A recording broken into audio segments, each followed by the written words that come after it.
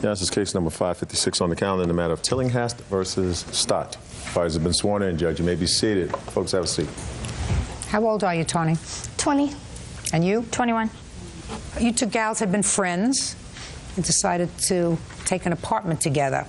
According to your complaint, the defendant owes you some money because you leased this apartment and she moved out early, didn't pay the rent for 3 months. The defendant says that her boyfriend settled with you. She's got a counterclaim. She said that your friends destroyed a mattress of hers.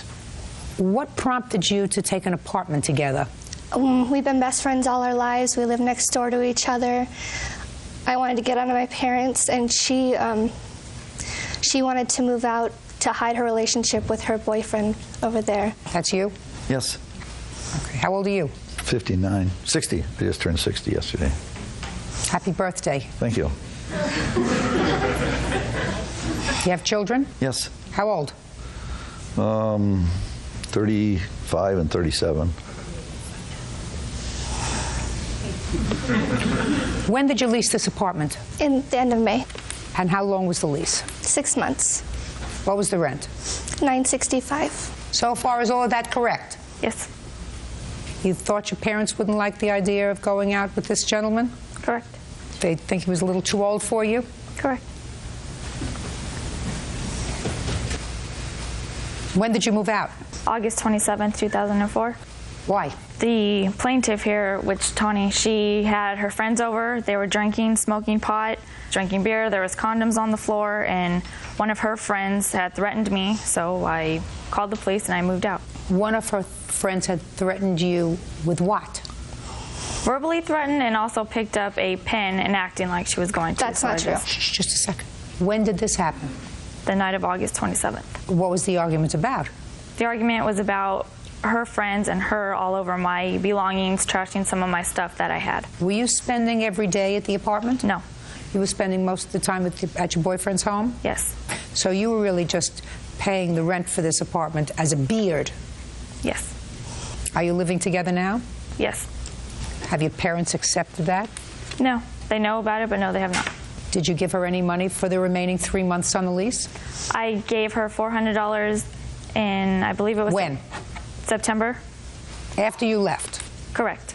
And then another $400 in October. Why? Because the day was August 28th. It was a Saturday. After her friend had threatened to throw the manager off the balcony, again, the police were called.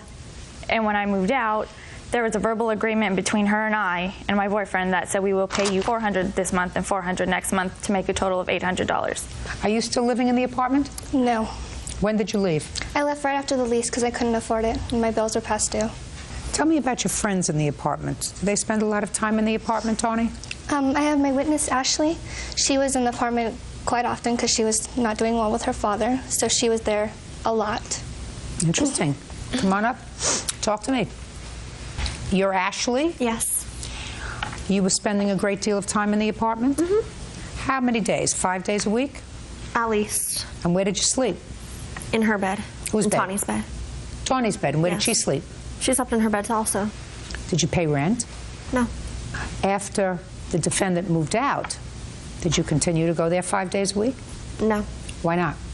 I was looking for a job over at my dad's house. When did you stop going over there 5 days a week?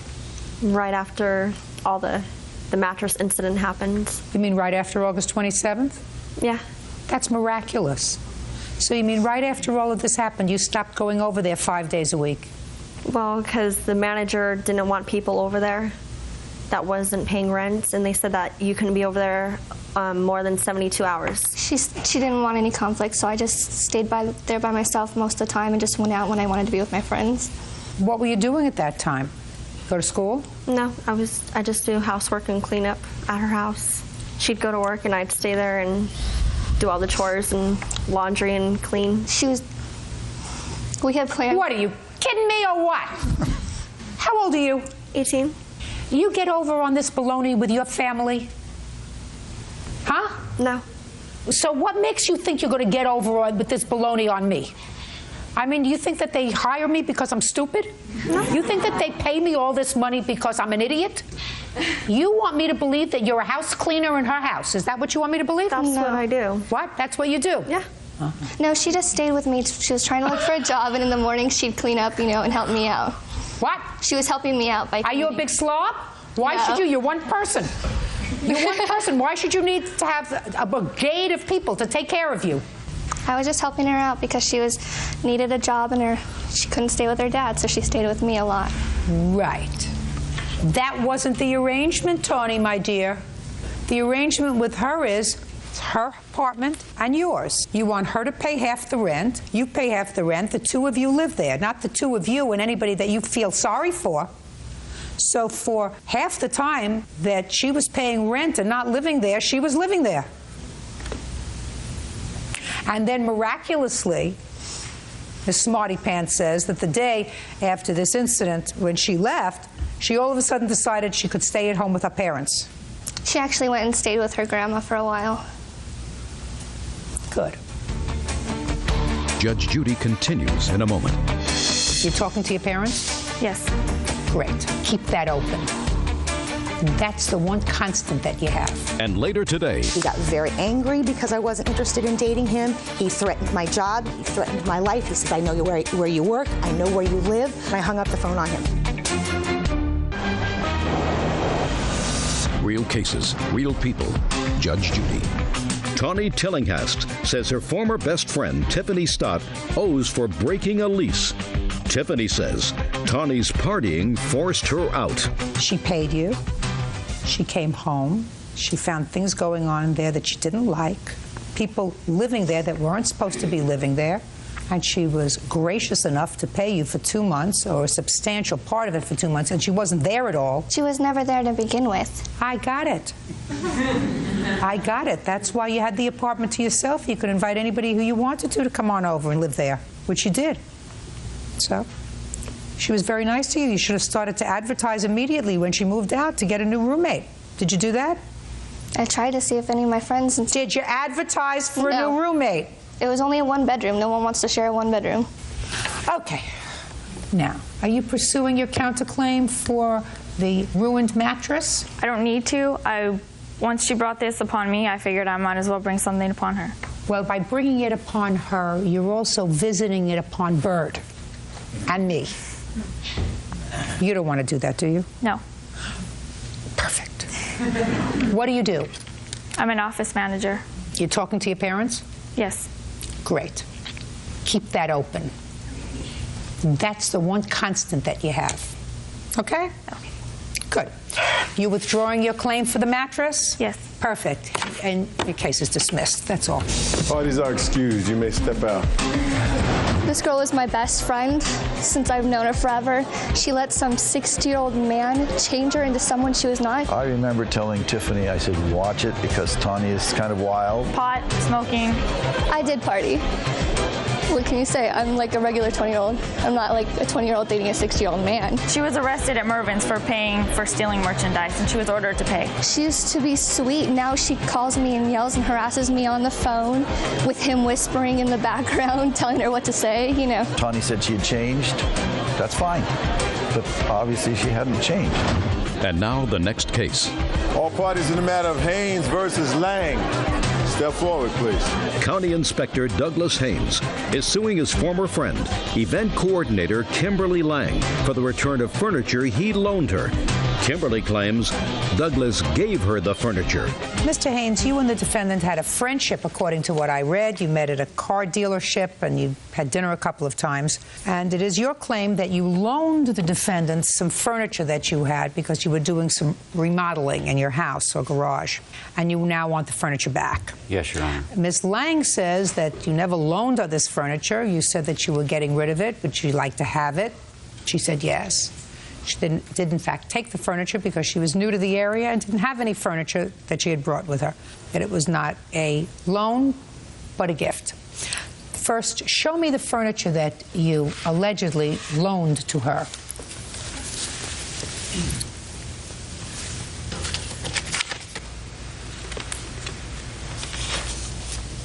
I see two people, one with a beard and his shirt open, and one lady with glasses on. Those are my previous neighbors, and that's the stereo cabinet behind them. And then we have a brass bed. Yes. Okay. 2 dressers, I see. What about this sofa? You want this back? No, it's 23 years old. Looks as if it was 23 years old. How long did you know Miss Lang before you loaned her this furniture? Approximately 1 month. And tell me the circumstances surrounding your loaning her the furniture. Well, I'm putting an addition on my garage plus a room on top, and there was some heavy beams I had to remove. I didn't want to damage it, so I was going to put it in storage. And Kimberly didn't have any furniture yet. So I mentioned that, well, if she can store it for me and use it, then that would help me out. And on January 2nd, we delivered the furniture, but I noticed that she already had 2 dressers. And then we had some disagreements, and Could you look at me? Oh, okay. We had some disagreements, and we were going to meet for breakfast. Could you look at me? Straight on. I mean, I don't want to embarrass you if you have something wrong with your neck. I just want you to look over here so I can tell what your eyes are telling me in addition to what your mouth is telling me, Mr. Haynes. Okay. And on January 13th, we were going to meet for breakfast. Yeah. Well, she didn't show up, and it upset me. So I went over to see her, and I decided that I didn't want any more to do with the relationship, and I called her up and said, I don't want to do this anymore. May I have my furniture back? And she did call me on the 17th and said I could not have the furniture back, that I made a big mistake and I blew it, and also that I'd have to take her to court to get the furniture back. Who is this person? This is my sister, and she had 2 conversations with Kimberly when we were delivering the furniture. Okay, step up. Tell me your name. Sandra Haynes. Who delivered the furniture to Miss Lang? My brother and Kimberly both. What did you have to do with it? Doug was telling me, with Kimberly there, that Kimberly had agreed to store his furniture, and it was a convenient situation because she had no furniture, and so it kind of helped them both out. Okay. That's it? That's it. They didn't stay that long. Do you have any other conversation with her? Yes, I did. When? I believe after she got back from Los Angeles on the 17th. I called her because she had let Doug know that day that he was not getting back his furniture. So I asked Kimberly, why aren't you giving my brother back his furniture? And she said that she was angry at Doug. Doug was angry at her. She got her parents involved. They didn't want her having anything to do with him, and it was out of her hands. Number 2, yes, this was payback time. She had to get back at my brother because of breaking. Don't tell me breaking up. I'm not interested. Yes. I just want to know what she said to you and what you said to her. Conversation. And I said, I do not understand. Why can't we just come over and pick up the furniture? It has sentimental value. It's my parents' old wedding set. And she said? She said she'd think about it. Okay, good. Thank you. Now I'll hear you. Okay.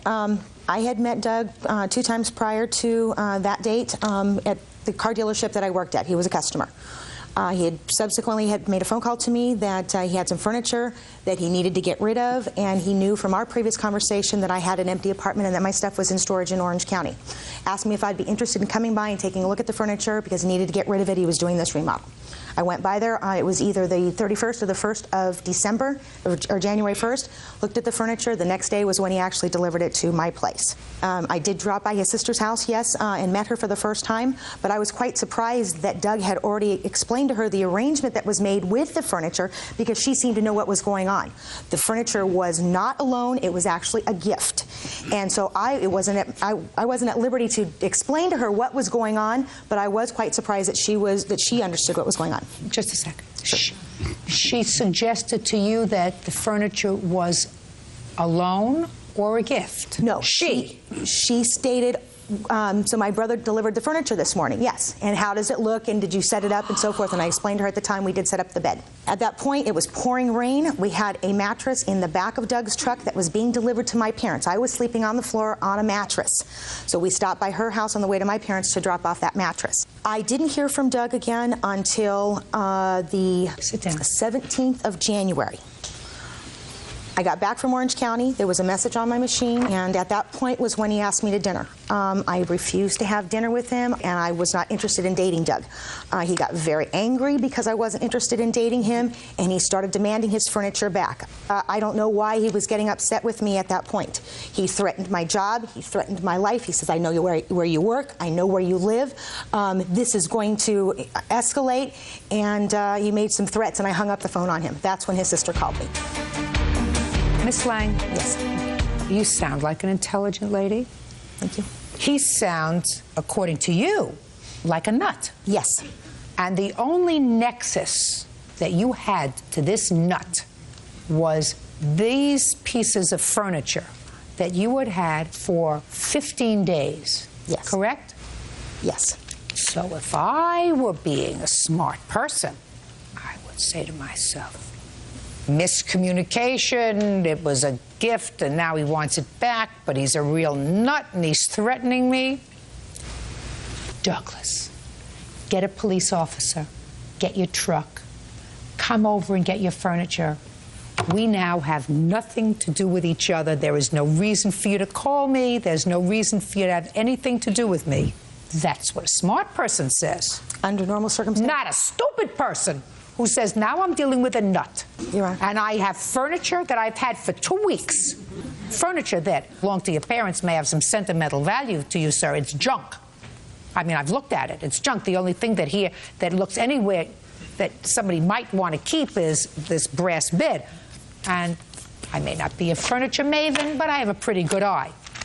The only value that that bedroom set has is sentimental value, because other than that, it has no value. Now, Your Honor, I do have. When I went to Orange County, when I rented a pickup truck, and I do have a receipt here that shows when I actually picked up the truck and when I actually returned it, there was furniture that I left behind because now I had an apartment full of furniture. I now had 2 dressers, a bed, a coffee table, a couch. There were things that I left behind in storage. So when are you telling me, Ms. Lang, that the couch you left behind was not as nice? No, I didn't have just a second. The couch that you left behind was not as nice as this couch? Is that what you're trying to tell me? That's not what I'm saying. I did not have a couch in storage. Right. I mean, I was a little confused. Give him back his furniture. Now! Thank you. And say, I'm going to borrow that mattress from my parents again if I have to have a mattress to sleep on. But I don't want Mr. Haynes in my life. I don't want his sister in my life. I don't want this nut calling my job. I just want it over. And I'm going to give him back his parents' furniture so he can put his underwear in it, and give him back his brass bed so he can sleep on it. And I don't want to have anything to do with me anymore. Is that fine, Douglas? Yes, Your Honor. Perfect. Parties are excused. You may step out. Your Honor, this is case number 568 on the calendar in the matter of Rast versus Trenholm. Thank you. Parties have been sworn in, Judge. You're welcome. Have a seat, y'all. Mr. Trenholm, you and the plaintiff knew each other. She was buying a condo or a co-op? I had previously bought it. I bought it in February. And you made an arrangement with her for you to rent a room in her condo. According to Miss Rast's complaint, she was going to be out of town for a few days prior to your moving in. Yes, Your Honor. But because you were friends, she said, why don't you move in some of your stuff even before the lease period starts? I'm not going to be there. So far, are we on the same page? Well, no, Your Honor. Actually, she said that I could move into the premises early myself. Oh, that was even attendance. nice. Just a second. That was even nicer. Yes. Chantam. Mm-hmm. So she was a great gal, and you moved in. When did you move in?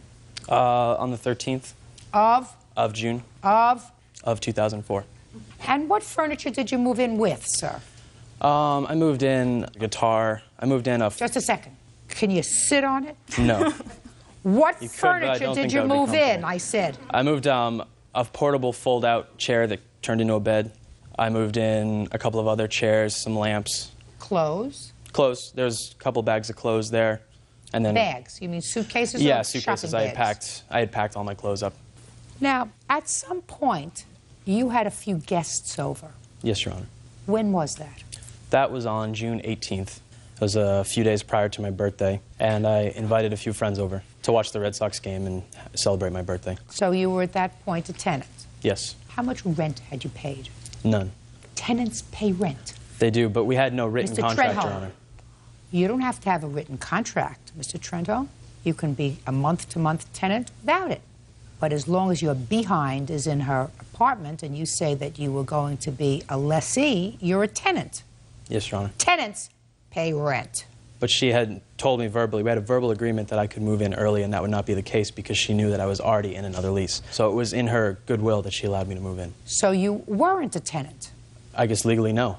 You were an invited guest. I was a guest. I love when I can reel them in. I love when they get reeled in like fish. Remember, Bert, do you remember when you were a kid, they had those games at, I don't know if you ever went to Coney Island. You go to Coney Island? They had those fish tanks, and they gave you a fishing pole with a magnet at the end, you know, and you leaned over and you tried to catch as many as you could. Yeah. I liked that game as a child. All right, now back Bigger to you, fish. Mr. Trenholm. So you had a few guests over to celebrate. What national holiday were we celebrating on the 18th of June? My 22nd birthday, Your Honor. Did you provide libation for this group? Meaning? You'll have to forgive me, Honor. Libation, drink. I'm a music student. Drink, Yes, yes. drink, libation. It's a word. It's English. Yes. What kind of libation did you provide for this group? I didn't go out and buy any because there wasn't going to be high volumes of people there. Most of my friends, the few that came over, brought their own. It was kind of like a bring your own alcohol type of thing. Give me the approximate age of these people that you invited over. The youngest one was me, being 22, going up to the oldest one, Mike, who was 26. How many were 22? 3. How many were 23? 2, I believe. I think maybe 123, 124, actually. And how many were 25? None. You were the oldest. He has my age wrong. I was actually 24, and my 24. girlfriend is 26. One girlfriend. Yes. She looks young. Oh, shh. I'm not finished. Your name is? Mike Schaefer. Mike. Step up here, Mike. Mike, how did your girlfriend feel being the only woman there? She wasn't the only woman there, actually. Really? She wasn't the only woman there? No, she wasn't. How many women were there? 4 or 5. 4 or 5, including your girlfriend or excluding your girlfriend? Including, I'd estimate. So let's say there were 5 women. We have Mr. Trenholm, who was celebrating his birthday. He's one person. Then we have 3 other 22-year-olds. That makes 4 people. A couple of little older. That makes 6 people. You're 7. 7 and 5 women. 12 people. I invited 6 people, and a few of them brought friends. Girlfriends. Oh, well, that's why I was just looking here, because you seem to suggest that there were just a few people. So that's a big gathering. And all these people brought their own alcohol. Yep. What did they do for food? We ordered some pizza. There's a pizza place right across the street. Okay, what time did your friends leave? The majority of them left that evening, but Mike and his girlfriend and 2 of my other friends stayed. Where did they sleep? There's 2 pull-out couches in the living room of the apartment, so they stayed there, and I slept on the fold-out chair in my room. What time did you get up in the morning? It was relatively early, I believe 8 a.m., because I had to work that day as well. What time do you have to be at work? Noon. It was in New Hampshire. I had to travel. So you had to get dressed to go to work? Yes. That didn't give you much opportunity to clean up. I actually cleaned with my friends. Yes. Did you? My girlfriend and my 2 female friends. Do you have any proof of what your place looked like? Oh, when I you do, came home? absolutely. I'd like to see it, please. I do have some pictures. And somebody, Let's see I just what want kind of a cleaner Michael is. I do want to say that somebody did sleep in my bed, and somebody had sex in my bed as well. There's nothing more humiliating than cleaning up somebody's used condom in the morning. Miss Rast? Yes. What do you do for a living? Well, I'm a student. I'm a full-time student, and I was working as a waitress at the time. Okay. What are you studying? I'm studying psychology. What year are you in? I am a junior now. You seem like a relatively smart young woman. You've taken the basic I do try. psychology 101 and 103 and all those other psychology Well, I can classes. spot a when I meet one. All right. Miss Rast, let me tell you this. Okay, without using profanity, it's really not necessary all the time. Sometimes using a butter knife to kill somebody is really much more fun than using, you know, a really sharp-edged tool. That might be It takes true. a lot longer. A spoon. Trust me, it works. A spoon works just as well. But what you should have learned so far in your studies is that a 22-year-old male has the equivalent age of a 7-year-old female. That might even be a stretch. And this one is 24. What do you do for a living? I'm a loan officer at a mortgage company in New You're a Hampshire. loan officer. Do you have a home? I do. Well, on the 18th of June, why didn't you go to your own home instead of staying over? Is not an answer. It was late. I believe it was about 2 in the morning, and we have to drive about an hour, so I thought it was safer to stay. Why? Because... Isn't it nicer to sleep in your own bed and wake up in your own bed in the morning? It certainly is, but I'd hate to be on the roads tired. How about drunk? Judge Judy continues in a moment. No one slept in her bedroom. She didn't say that they slept in her bedroom. She said that they had sex in her bedroom. There's a difference. That only takes, unfortunately, sometimes a split second. And later today... Some guy threatened to kill him, put a gun to his head. Is he still around or is he in jail? He's still around. Real cases, real people. Judge Judy. Caroline Rast says former friend Derek Trenholm owes for damages to her condo as the result of a party. Derek says the lawsuit is revenge for breaking up with Caroline's friend. I don't know what this is here. You want to tell me what this is? Oh, if there's spots, that's a picture of my wall. That's beer on the wall. Why is he smiling? Bird, would you ask him why he's smiling? Why are you smiling? Because if you had seen the condition of the place the next morning after we cleaned it, you would realize how ridiculous it was that looks. I am an extremely OCD person. My well, let house me tell you is something. immaculate. And these stains were on your sofa? That's my sofa stain. Oh. And how many used condoms did you clean up? Just the one, but that's in your bedroom? Pretty vile enough, yes. You're absolutely right. Now, you brought that computer. Yes. Want to tell me why you brought the computer? Whenever I leave my apartment, whenever I'm not in town, I close the computer up so it was like this and turned off when I left. I'm very protective of my computer. It has a lot of my work in it. And when I returned, the computer was open and it was on. And I do not use AOL Instant Messenger. I use just straight AOL. And Instant Messenger had been downloaded into my computer, and some people had used it, and I do have their screen names, so I do have evidence that they were on my computer. When I went to check my email, the computer was in a pool of beer. It looked like somebody had just wiped the front of it, but had not bothered to pick it up. I managed to get most of it out with a Q-tip. However, right in the mouse pad, there's still some beer that's visible if you look at it. And when the computer starts to heat up, the mouse sticks and doesn't work. And also the keys right here, they're broken, and the F4 is missing. So they're kind of glued on right now, just for functional purposes. How much did you pay for that computer?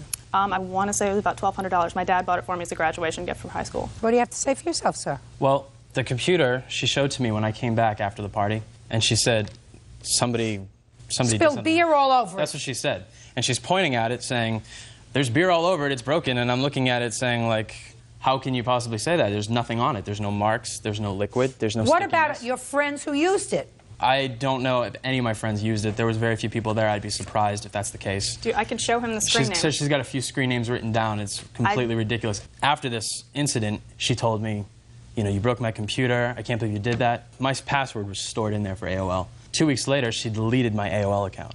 I signed on, it was gone. There's no way I can... Just a second. She deleted my AOL, she deleted my mail, she deleted my address book, she deleted my buddy list, and she deleted all the documents that were contained within my filing cabinet. Show me. I can't.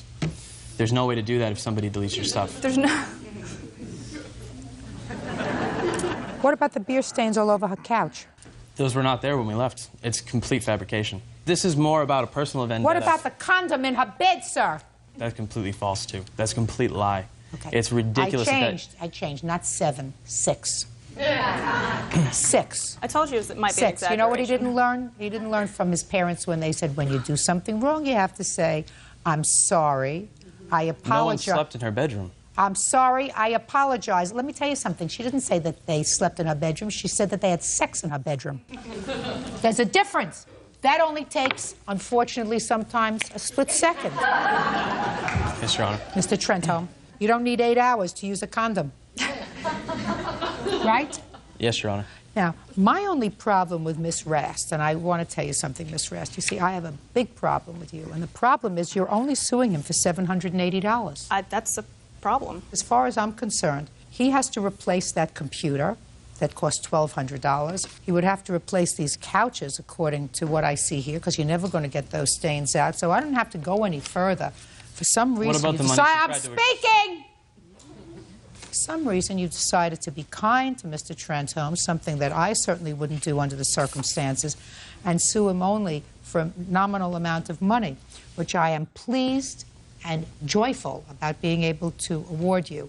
Judgment for the plaintiff in the amount of $780. That's all. Parties are excused. You may step out. I should have been suing him for a whole lot more for the cost of the computer to get fixed, as well as the damage in the apartment. When you tell big enough lies, people listen to that over the truth. I think that she just decided she'd lie and so that she would win the case. I don't care if he was having, tea with the queen. I don't care if he was having lunch with the mafia. The moral of the story is he damaged my apartment, and he should have to pay for that. And now the next case. All parties in the matter of Langari versus Cologne. Step forward, please.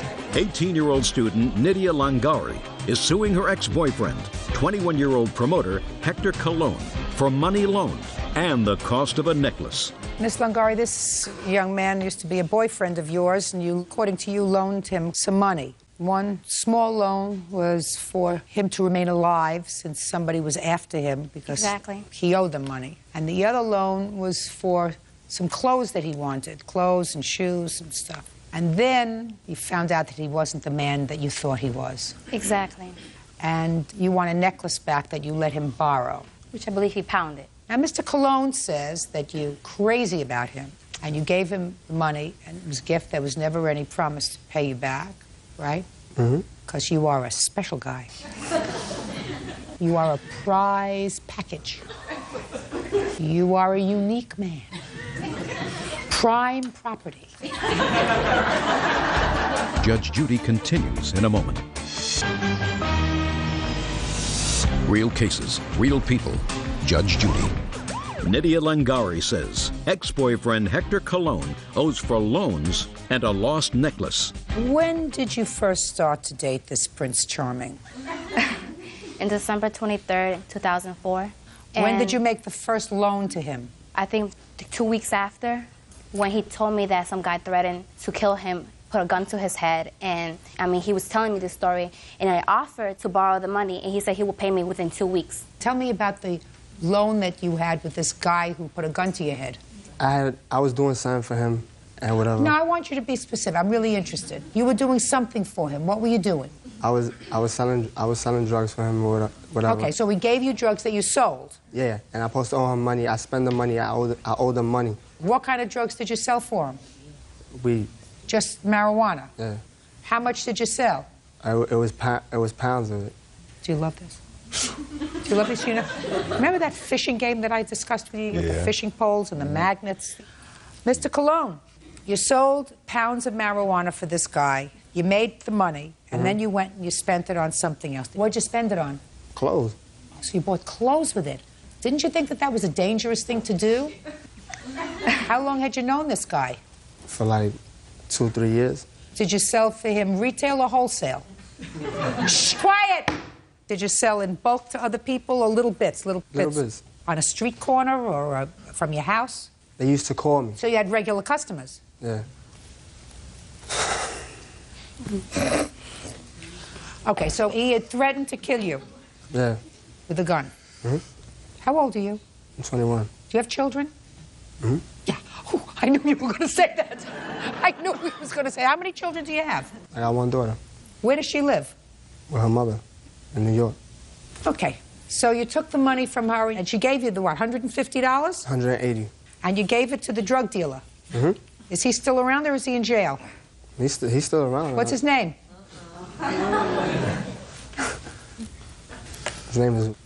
And you gave back his money? Mm-hmm. And then you were back in business? No, after that I started working in a restaurant. Oh, that's good. So you went legitimate? Mm-hmm. Good. When you started working, why didn't you give her back the money? Because she said that to not worry about it as long as I'm safe. She never said to pay her back. That's a lie. Okay. Now, what about the clothes that you bought for him? He just told me to borrow the money, that's all. So he said he was going to give it back to me in 2 weeks. Go ahead. I used to pick her up at work sometimes on my day off, and she used to give me money here and there. She used to not tell me to pay her back. She used to say, don't worry about it. What'd she say? Just here, take this and go buy yourself something? Yeah, like, you know what I'm saying? She was seriously in love with me. That's a lie. Okay. Now, what about the chain?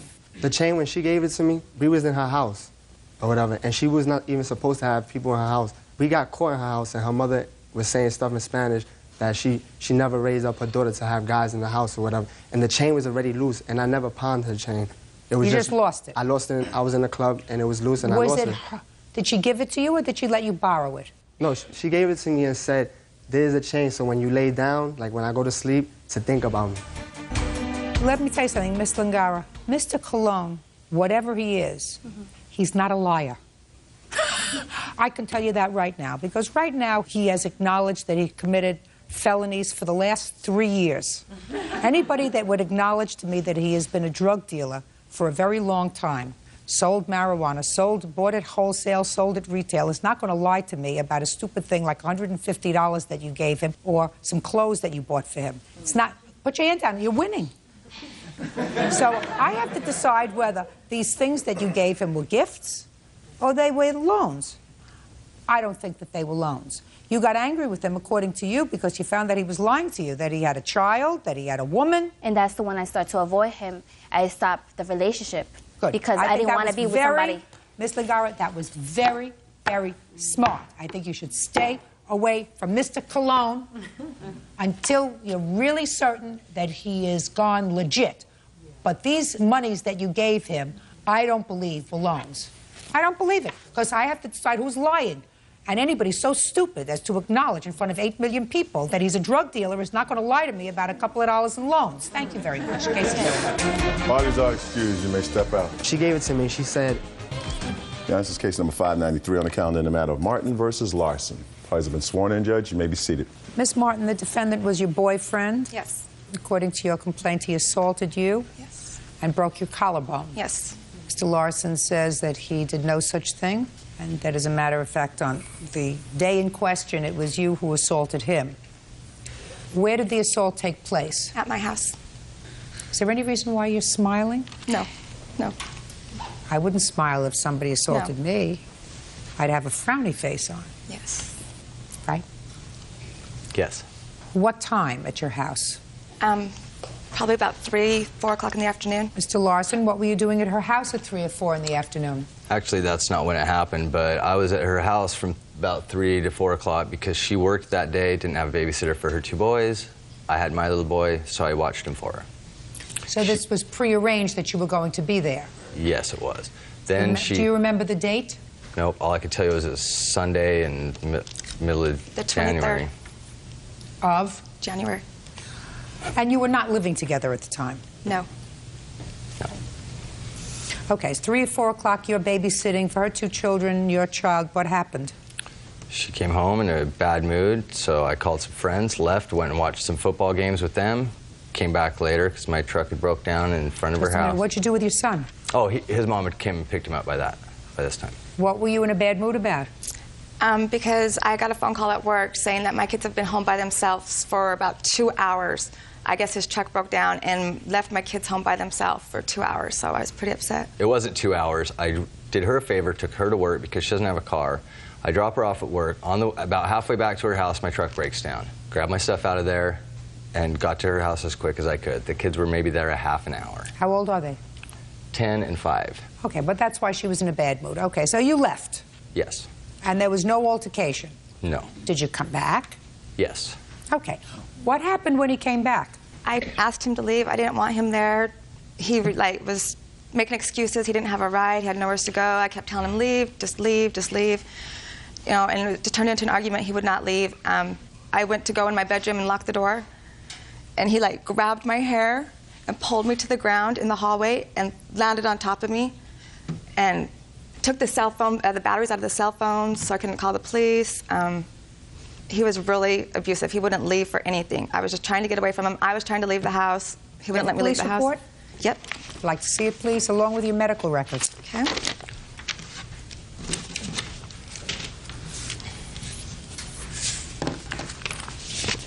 My neighbor is the one that actually called 911. And on the 3rd page, it shows where she had called. You want to tell me your version of these events, Mr. Larson, before I finish the police report, please? Yes. Pretty much nothing what she said is how it happened. I came back. You know, I didn't think that there was going to be an altercation. I just left earlier. I just left earlier in the day so there wouldn't be an altercation. I'm not into drama. I don't like to argue. What did you come back for? My truck was there, and it had broke down earlier when I'd taken her to work, so I was going to stop by, see if I could get it to start. If not, see if maybe I could get somebody to tow it Okay, but the truck was outside. You didn't park the truck inside the house, right? Right, but I didn't think we'd get in an argument going in the house. But you had already had an argument. You said she was in such a bad mood that you left. She was in a bad mood. We didn't necessarily argue. I just ended up leaving before we did argue. Okay. And the next thing I know, I found some stuff laying around her house that I confronted her about, namely like some checks of mine that she'd taken and written, forged my signature on. I asked Okay, her now about when had you found those items? that day when I was babysitting the kids, I found them. And it wasn't the right time when she got off work. Just a second. Okay. So before she got home in this bad mood, you had been snooping around the house. Something like, yes. And you came across some items that distressed you, like checks of yours that she had forged. Yes. Well, that would make me very Angry? angry.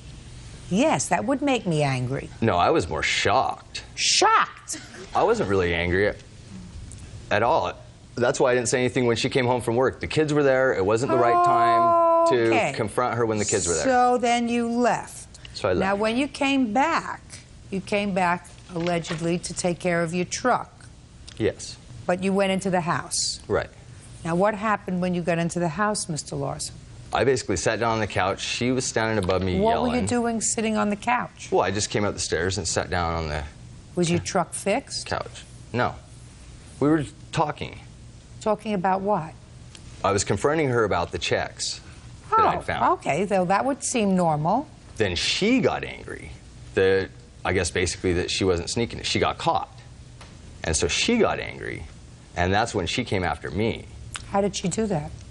Well, she'd asked me to leave. She'd kicked my backpack, so I bent down on all fours to pick a few things up, put them back in the small pockets of my backpack, and that's when she hit me over the back of the head with I don't know what, but it sent tingles down my arms and legs. There was no attack on her whatsoever. And as far as any injuries she had, those were probably from her ex the week before. He beat her up pretty good, and she had filed a protective order, and that's why the neighbor, when they heard any sort of loud voices, called the police because they didn't know if he was over there again. You telling me what the neighbor was thinking when she called the police? It's my bad.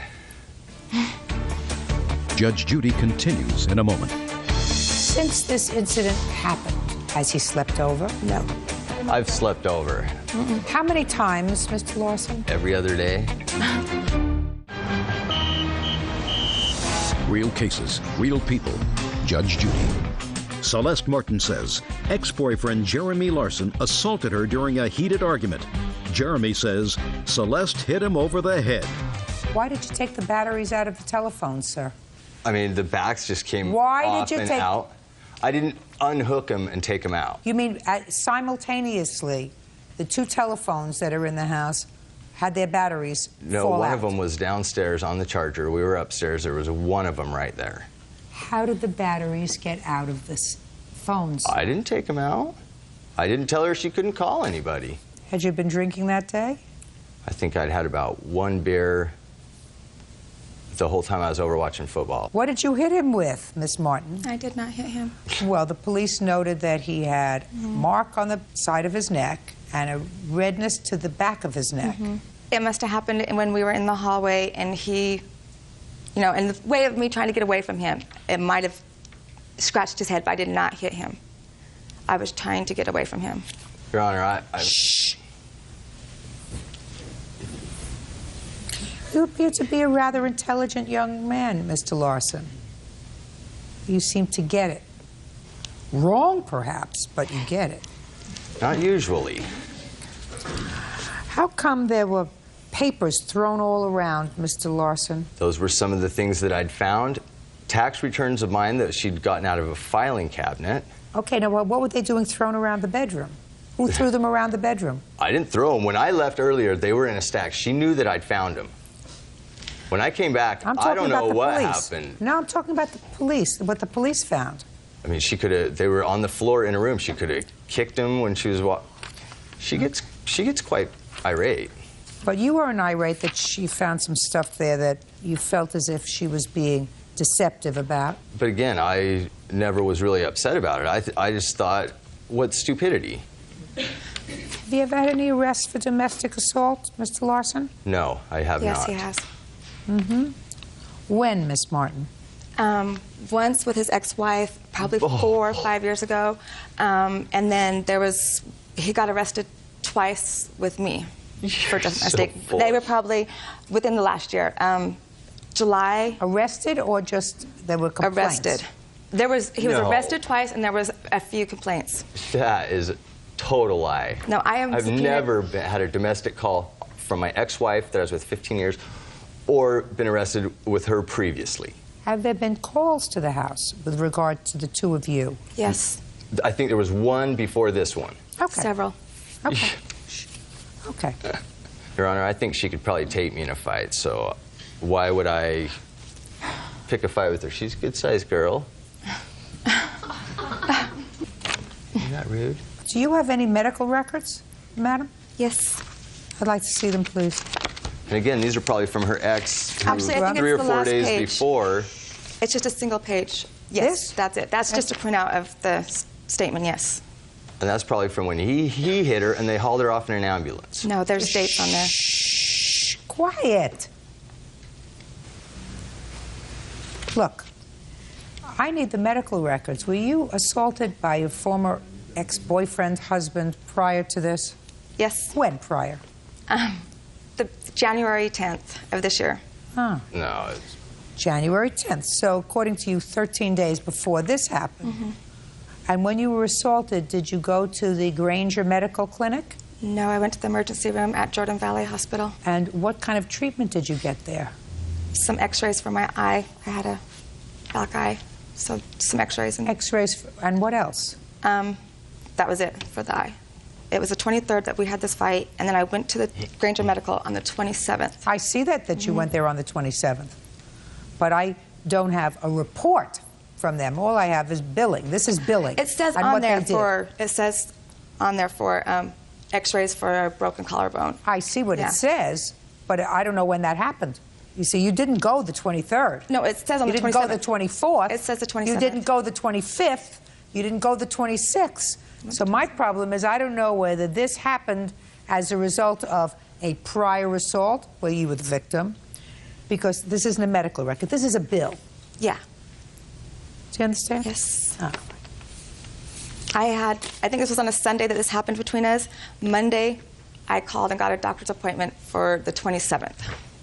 Well, why didn't you go to the emergency room if you had a fracture? Because I didn't know it was fractured. I thought it was just bruised and was going to get better, but it didn't. So What that's did why they I do went. for it when you got there? I was put in a sling for a few weeks and given some painkillers. That's basically all they can do for it. But I am a waitress and I carry trays, and so by the end of the day, it swells up and it really still hurts. Miss Martin, according to your complaint, you say that you came home and Jeremy started trying to steal my tips.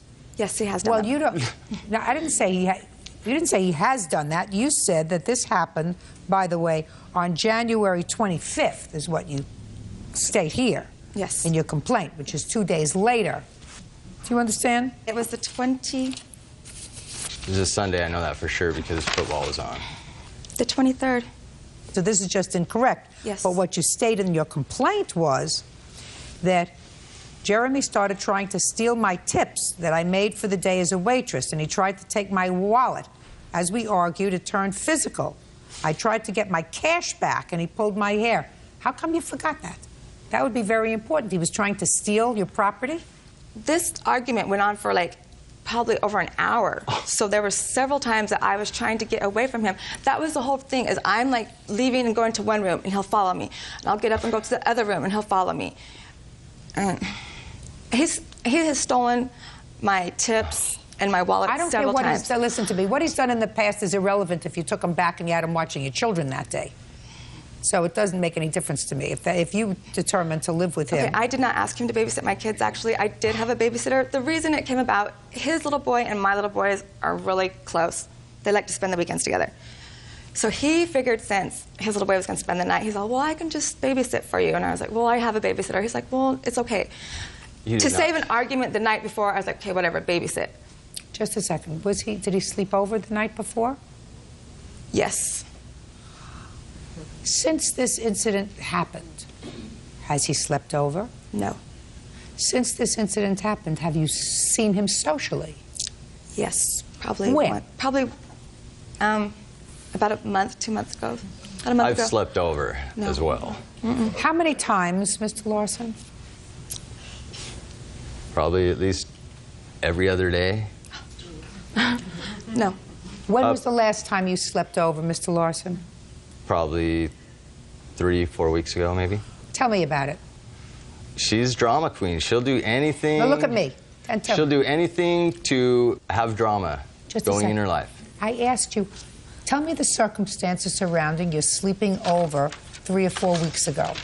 Did she call you? Did you call her? Had you gone out for dinner? I don't remember. It seems like she stopped by and asked me out of the blue if I had seen some tool Stop by where? at my house. And you said, I don't have that tool, but I'll come over. Well, I said, I don't know what you're talking about. She's all, well, that was just an excuse to come over and see it. So then I was like, okay. So she came over to see you, and She invited me over. that evening, Yes. and you went. No, I don't think I went. She was going somewhere. It was the next night. Did you have dinner together? Nope.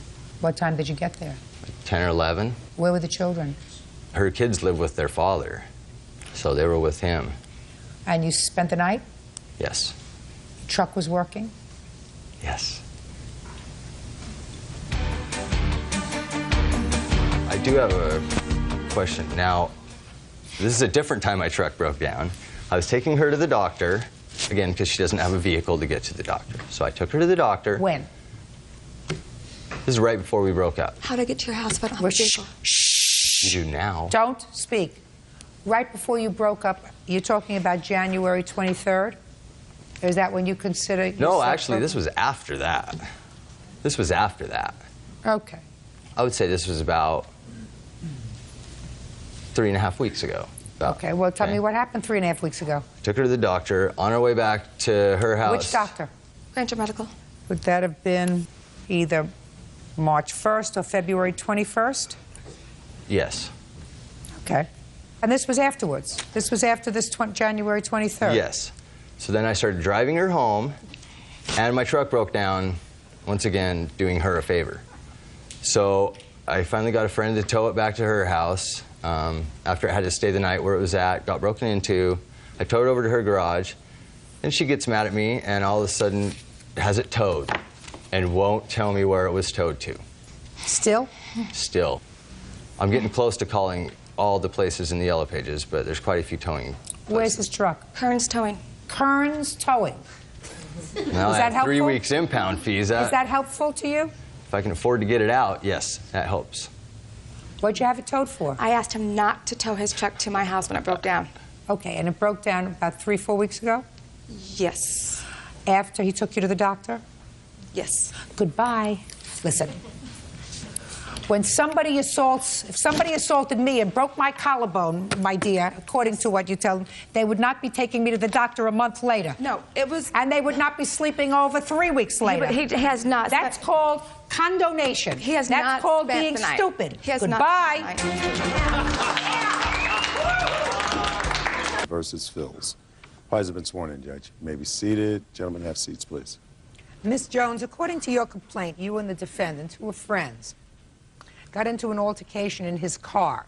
You had called him to take you to some sort of party to see if there was anything going on that evening. He was nice enough. He came over and picked you up at your house, correct? Yes. What time was this? It was about 12, maybe. At night? 12:30, yes. Had you been drinking that night? Yes, I had, before I left my house, before he picked me up, I had two 16 ounces of beer. And so he picked you up, and what happened when you got into the car? Well, when I got into the car, we were laughing, talking, you know, having a good time, driving. When we got into Dorchester, I said, so where are we going?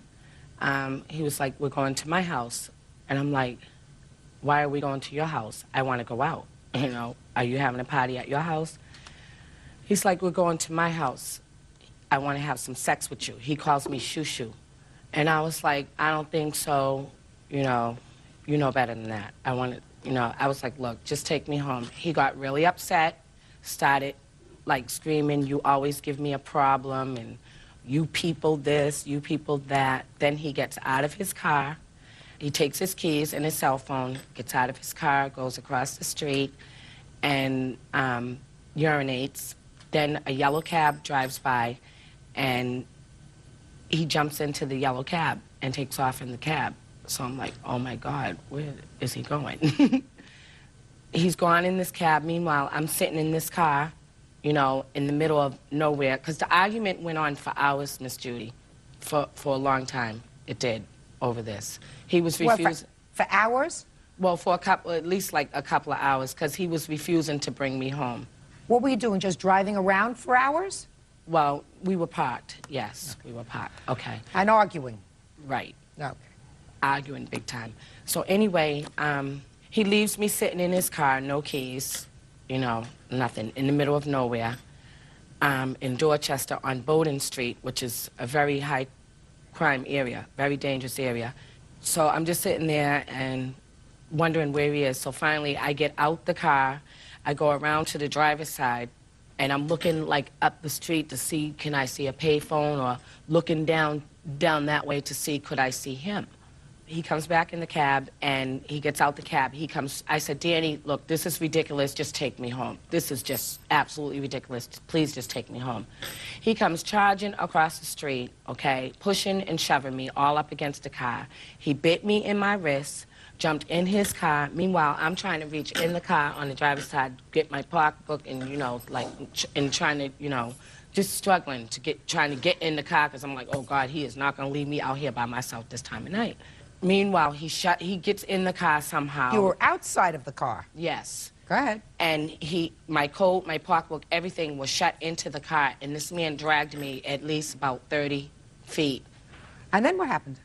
I'm screaming, Danny, please, please stop, Danny. He heard me screaming. I can look at the thing and see that he was going like 30, 35 miles per hour. And I'm screaming, Danny, Danny, Danny, please stop, please stop, please stop. He would not stop. Then finally he stopped short, okay, and just drops me. Just drops me. Opens the door and just drops me.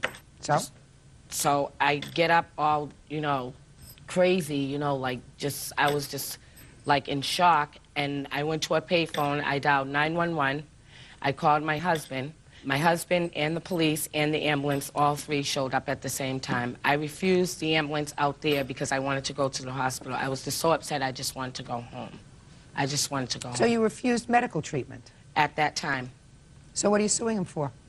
I'm suing him for the injuries that I sustained. Well, let me see the injuries. Where was your husband when you were going out partying? My husband was at home. He knew that we was going out.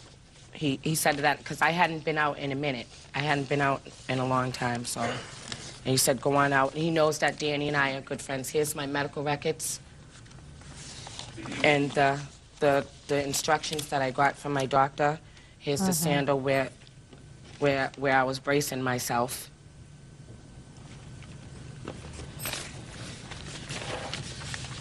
He could have killed me. Okay, so why don't you tell me your version of the events of that evening in July? Sean Jones called me, and she said that, Danny, I'm under stress. I've been drinking all day. And I said, well, I think you have to stop drinking, you know. Every time you call me, there's always a problem with you. I said, well, I don't think I'm going out tonight because I've been working so hard today. I think I'm going to stay home. She's going to always call me to go out with her. Okay, but you did go and pick her up. Yeah, I went there. What'd you go pick her up for if you didn't want to go out? No, she called. I said, okay. I went there. She came out with big glasses of beer. I said, you're not going to drink in my car. It's not the first time I told you that. Leave your drink away from my car. And she said, okay. She finished it once. We went over my house together. We sat there for at least 15, 20 minutes. Did you go inside of your house, sir? Yeah. Go ahead. And she said, we have to go to a party tonight. I said, well, I'm not going nowhere. If you want to go home, I can drive you back home. And she said, well, drive me over my sister's house. Okay? I said, well, no problem. And my way over her sister, she said, I'm not going over my sister's house now. I'm going over my house. I said, I'm not going to drive you all the way to her house because your sister don't live too far from here. only 10, 15 minutes. How long did it take you to get to your house? 30 minutes from my Okay, house. so you wanted to take her to her sister's house? Yeah, because her sister live in Dorchester. Okay. Not too far where I parked the car. She started hit my radio. I'm driving. She tried to. I said, well, I have to stop. I said, what you want to do? Come on, sir. What happened? You got out of the car at Okay. some point, and you got into a cab. Okay, the reason why I got out of the car, she hit me in my rear nose, my ear. I mean, I've been bleeding. I said, well, I think I have to leave you. You're intoxicated. You're not going to be able to understand me. Why didn't you put her in the cab? She don't want to. Judge Judy continues in a moment. You had a lot to drink. I did not have a lot to drink. Oh, yes, you did. If you admit to 2 16-ounce bottles of beer, it was probably a lot more. That was before I left my house. Absolutely. That I was said you like went out, you had a earlier lot in to the drink night. that night. Pay attention, Miss Jones. And later today, All the bridesmaids and I got together and went bridesmaids dress shopping. I told her, well, I don't have the money. I had 3 groomsmen and only 2 bridesmaids. real cases, real people. Judge Judy. Sharon Jones says former friend Daniel Fills assaulted her by dragging her 30 feet with his car. Daniel says Sharon started the fight because he refused to give her money for drugs. All right. You got into a cab. Where did you go when you got into the cab, sir? I went back home. Did you call another cab, or did you have the same cab wait for you? I told him to wait for me. Just a second. I have to travel. I mean, that was on Saturday. You took the cab home, and it was about 30 minutes to get home? From my house, no. From where the car was? Well, that's probably 20, 25 minutes. I'm getting a headache. You took the cab home. Yes. Then you told the cab to wait. What did you tell the cab to wait for? Just to take my stuff. I mean, my bag, because I have to travel the next day to Montreal, because all my stuff was there at my house.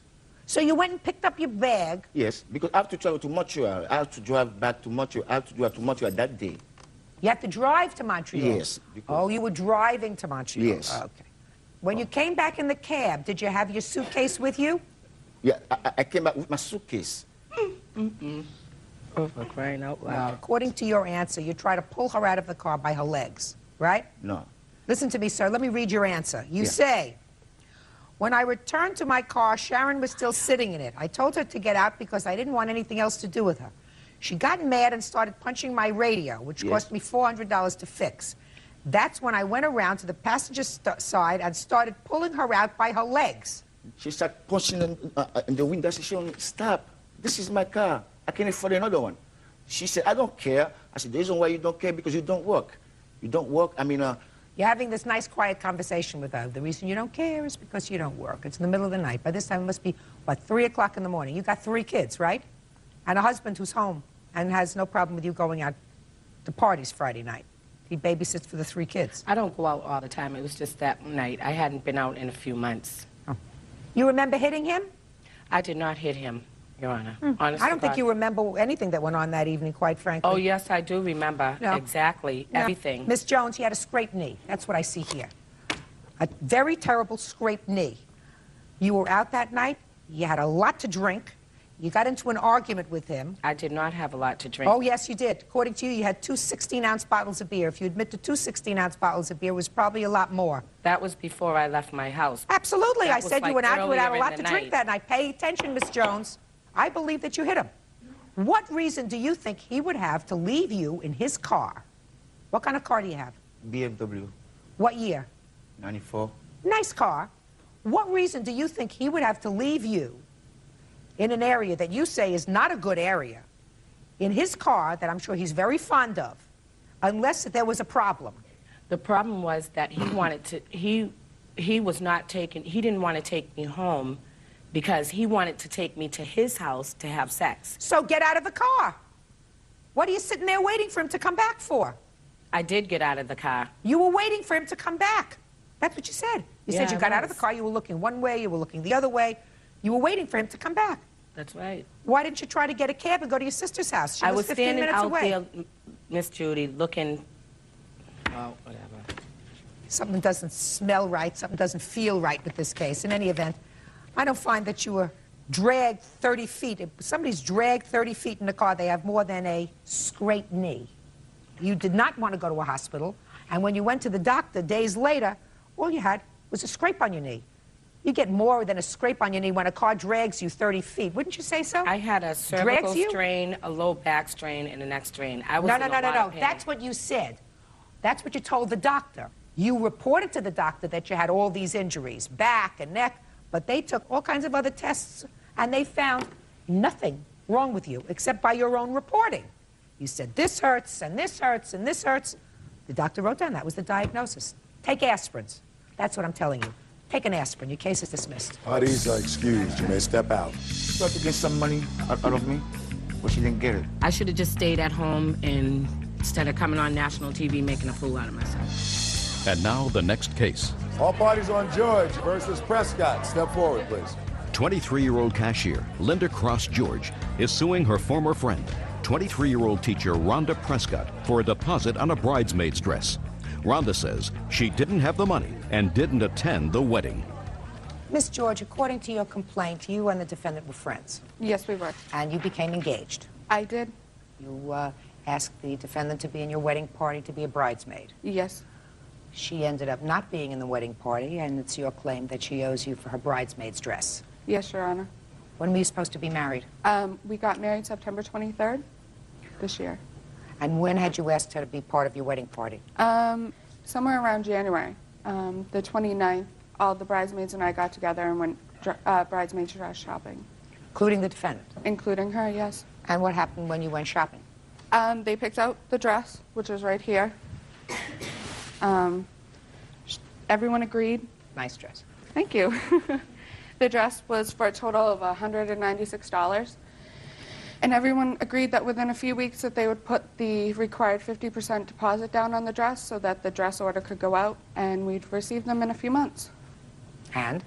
And as of March 4th, when I went to put the deposit, to send out the dress order, Rhonda had yet to put the deposit on it.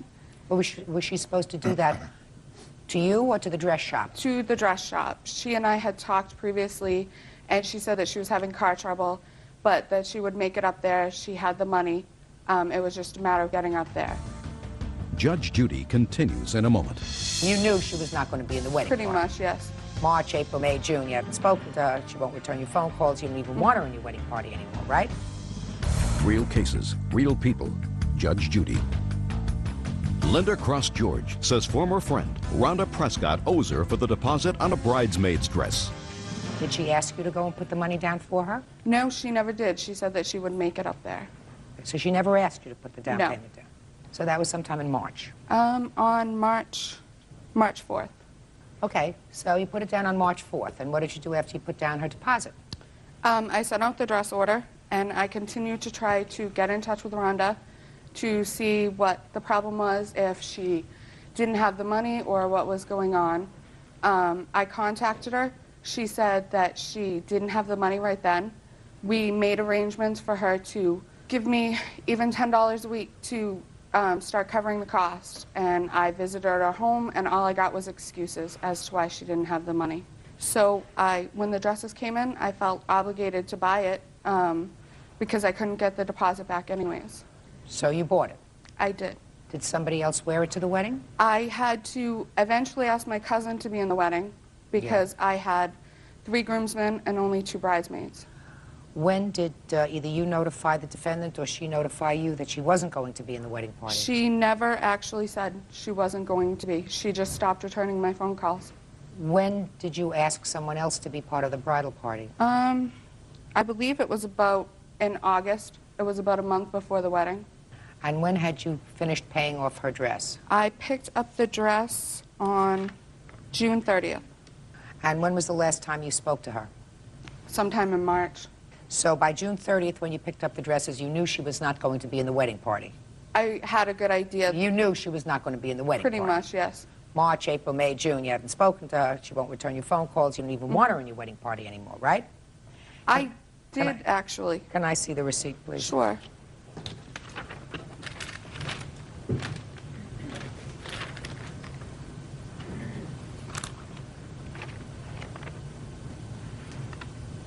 Did you initially tell her that you were going to be in the bridal party? Yes, I did.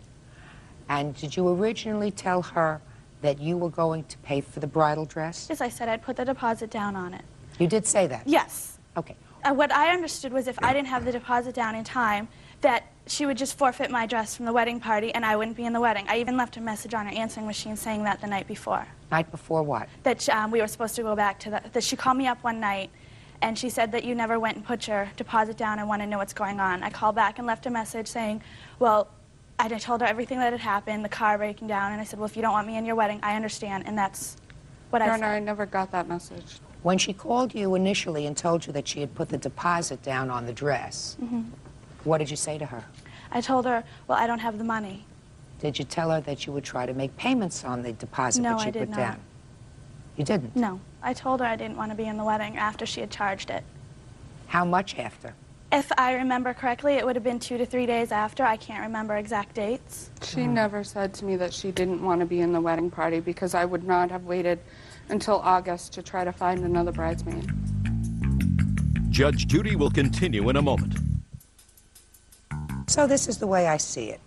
I believe that there was an understanding at the time that you put down the deposit on this dress that she was going to be in the bridal party. Yes. But it was clear to you at the time that you picked up the dresses that she was not going to be in the bridal party. And if she was not going to be in the bridal party, she should not be responsible for the other half that you spent. Okay. Perfect. Judgment for the plaintiff in the amount of $98. Thank you. On the matter of Jackson versus Woodland. Parties have been sworn in. Judge, you may be seated. Folks, have seats, please. Mr. Jackson, the defendant is a former girlfriend of yours. According to your complaint, she had a hissy fit one day and smashed your car with a brick. Yes. You want her to repair the damage she did to the car. Yes, Your Honor. There doesn't seem to be an issue, Miss Woodland, that you did in fact have Sid hissy fit and throw a brick at his car. You're going to tell me why in a minute. Your defense is that you paid for the damage. Yes, I did. Okay. When did this happen? One day I was at the house, Your Honor. Give me the date. 3/28/2001. Okay. Go ahead. I was sitting at the house, Your Honor, and I heard banging and knocking on my door. You know, I looked outside, and I didn't see anybody. Then I got a phone call from my neighbor upstairs, and he told me someone was downstairs banging and knocking on my door, so I looked out again, and it was Miss Woodland outside. And I didn't want to let her in because, I mean, she was knocking kind of violently, so. Had you stopped seeing her at that point? Yeah, I hadn't seen her for a while. That's a How lie. long is a while? A long while. That's a lie. Shh. Don't. I'm going to get to you. Okay. Okay, so she's downstairs banging at your door. You didn't want to come out. What happened next? I didn't open the door. I told my neighbor upstairs, I'm like, man, look out for my car because I know her. You know, she'll do something to my car. She's done stuff before in the past and, you know, damage to my vehicle. So, come on. Let's speed it up. I've got other things to do today. Okay. Come. Come on. And so I didn't let her in. I know you didn't let her in. Now let's get to the car. She's banging. She says, I want to come in. You don't let her in. Miss Woodland left out the driveway and pulled in front of the house next door. No. She got out the car. She picked up a brick and she smashed my windshield. Okay. Now, Miss Woodland, you don't deny that you did that. No, I don't deny that, no. Okay, tell me why you did it. I'm just curious. Okay, because Cornell had called me at my job earlier that part of the day. He had called me up there. He wanted me to meet him at his house because we were casually dating. We were still sleeping around with each other. So he called me over there. More information than I need. Okay. Well, he called me over there to his house because I was supposed to meet him over there. He told me he'll be there around 6:30. So I thought I'd get there a little bit early and got there around 6:15. I came to the front, I started knocking on the door, the window. He never answered, so I went around to the side and rang the doorbell and started knocking. He did come to the door and ask me who it was. And I told him, it's me, you know.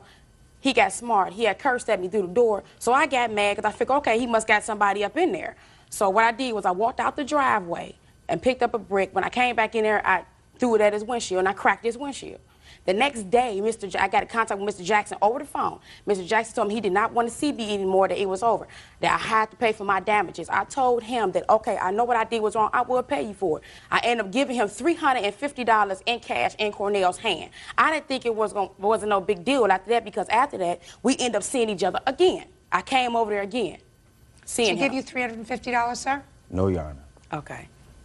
Okay. I did give you money, Cornell. The only money Miss Woodland gave me was for prior damages that she had did to my car before this. way before this. Okay. When did she give you that money? That was 2 years ago, 3 years ago, when she did the damage to my other car. But she gave you money. So this is not the first time this has happened, Your Honor. So she did give you money for that damage. Right. But she didn't give you money for She this didn't damage. give me any money for the damage to this vehicle. Okay, why wouldn't I give you money if we didn't have no problem with any other time, Cornell? Giving you Woodland. money. I mean, why would I just Miss sit up there Woodland. and not give you money for this car? That's crazy. I want to explain something carefully to you. I control my space. This is all my space. When I tell you to stop talking, you stop talking, and you don't speak to him. You only speak to me. Do we understand each other? That's understandable. Do you have any proof that you withdrew from a bank $350? No, because I gave it to him in his hand. I gave Cornell cash in his hand. Why don't you pay attention to my question? Do you have No, any I do not proof have any proof, that you no. withdrew $350 No. from your bank? No. Okay, very good. Let me see the estimate for the damage to the car. Your Honor, I have 3 estimates. Have any photographs of the car? Yes. I see it, please.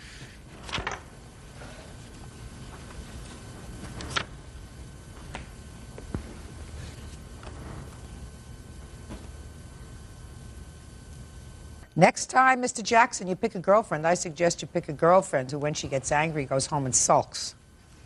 You understand? Yes, I do. Okay.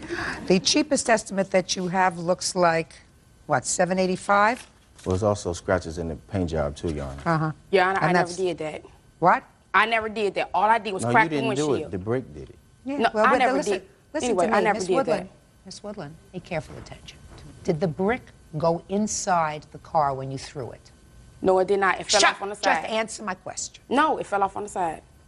Before it fell off onto the side, it hit the car. So there are 2 estimates here. One's for the paint and one is for the windshield. Is that right? Exactly. Miss Woodland, Yes. A, I don't have any proof that you actually paid him any money for this car. You should have brought proof that you went to your bank, withdrew $350 in cash. Okay, and to but give I didn't to think him. it was going I to be want you any to be quiet. problem. I didn't think it was going to be any problem. Well, there is a problem. There is a problem. You can't have a hissy fit on somebody else's property. If you're angry at something, you go home and you sulk. Go out, have a margarita. But what you don't do is take out your anger and frustration on somebody else's property, and you seem to have a penchant for doing that because you did it a couple of years ago. Judgment for the plaintiff in the amount of $785.92. Thank you. Thank you. Parties are excused. You may step out. We were still seeing each other, and he ended up lying. I'm here to represent all men that had a woman damage their stuff. Probably another woman damaged it. Take them to court. And now the next case. All parties in the matter of Little versus Dinehart. Step forward, please. 26-year-old store manager Rick Little is suing his ex-fiancée, 21-year-old waitress Tanisa Dinehart, for the down payment on a car and for the return of an engagement ring. Mr. Little, Ms. Dinehart is your former girlfriend. Correct. According to your complaint, not only your girlfriend, but your fiancée. You broke up, you want a ring back that you gave to her that you say is an engagement ring. And in addition, while you were together, you purchased a car together, according to you. Correct. While Ms. Dinehart has the car in her possession, and it was primarily for her use, she made the monthly payments. You claim that you put down half of the down payment. And Correct. you have no objection to her keeping the car, but you want the down payment that you put down on the car. Yes. Right? Defendant said it was always her car. You never put any money into the car, and that the ring was never an engagement ring, but a gift. And aside from that, it was stolen. All right. Did you ever live together? Yes, we did. When? For about 2 months, February, March. We didn't live together that long. And when was the car purchased? It was purchased in February. While you were living together? Yes. Tell me about it. I believe so. I might be a little off when we were living together, the exact dates. Did you have your own car at the time? Yes, I did. So this car was being purchased for the defendant? No, we were set to be married. I have a summer car, a car that I cannot use all season long. So it was purchased for us to both use. We didn't intend at first before the purchase for it to be that way. She wanted to get a nicer car than what we intended to get in the beginning. So I'm not following you, Mr. Little. I mean, you're not being clear. You're Okay, trying well, to in the tailor, very beginning- You're trying to tailor your answers to your position. And I suggest to you that why don't you just tell me the flat-out truth, Okay. and then it'll be easier. You won't get as confused, sir. Okay. What, you had a car. Yes. Did the defendant have a car? Yes, but hers, it broke down. So she didn't have a car. Correct. You know, it's getting easier? Yeah. Real cases, real people. Judge Judy. Rick Little says ex-fiancée Tanisa Deinhardt owes for the down payment on a car and for the return of an engagement ring. Tanisa says Rick and his friends stole the ring from her bag. Tell me what happened at the dealership. Well, she picked out a car that was more than what we anticipated, so I had to help out with it. Tell me And about how you helped out. I gave her $1,500. You gave it to her in check form? No, I didn't. You didn't? No, I did not. Where did you get the $1,500 from? I got the money from my parents. Did they ask you what it was for? Not really. My dad never questions me when I need anything from him, no. So it was a gift from your parents? Correct. When you gave it to her, can you tell me about the discussion? Yes, I made it clear that it was No, more... I want you to tell me what you said to her, not what you made clear. I want you to tell me what you said. I said that this is more car than we could afford, and that I will put down half the money and the loan. We did the loan in both our names, but she is to make the monthly payments on it, and I would take care of other expenses. Now, we're in the month of February, is that right? Mhm. Did you drive this car during the wintertime? Yes, I did. How often did you drive it? Probably, Never. definitely not never. Probably once a week, I would say. So maybe When you she drove- moved out, she primarily used When it. did she move out? March. I don't know the exact date she moved so you out. drove the car maybe 8 times. Probably, yes. Now let's get to this ring. Okay. When did you give her the ring? I gave her the ring in February 2001. When she moved in? Yes. Tell me about the ring. It had 3 little diamonds on the side of it and one big diamond in the middle, and it was a white gold ring. And what did you say to the defendant when you gave her the ring? I asked her to marry me. And what did she say? She said yes. And what happened to the ring? Well, when she moved out, we still were trying to work it out. I mean, it was not going good. And at first, I know she had it for a while, and then as it started things getting rockier with us, it started disappearing. She started saying it was lost, and then she wouldn't give it back to me, and she had about, 5 different stories of what's going on with the ring, which I started realizing she's going to keep it no matter what. Break up or not, she's going to keep it. You asked her for it. Correct. All right, Miss Deinhardt, now it's your turn. Who put the money down on the car? I did. From where? I had a tax return that same month that I got for it. The tax return was $2,700, and I have proof of that if you'd like to see it. I would.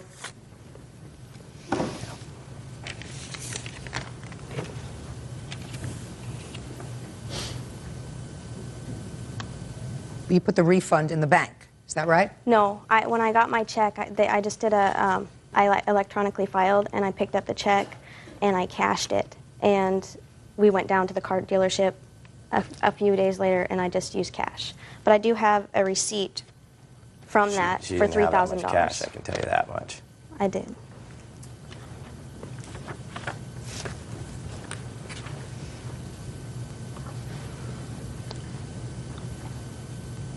Okay. Now I want you to listen to me very carefully.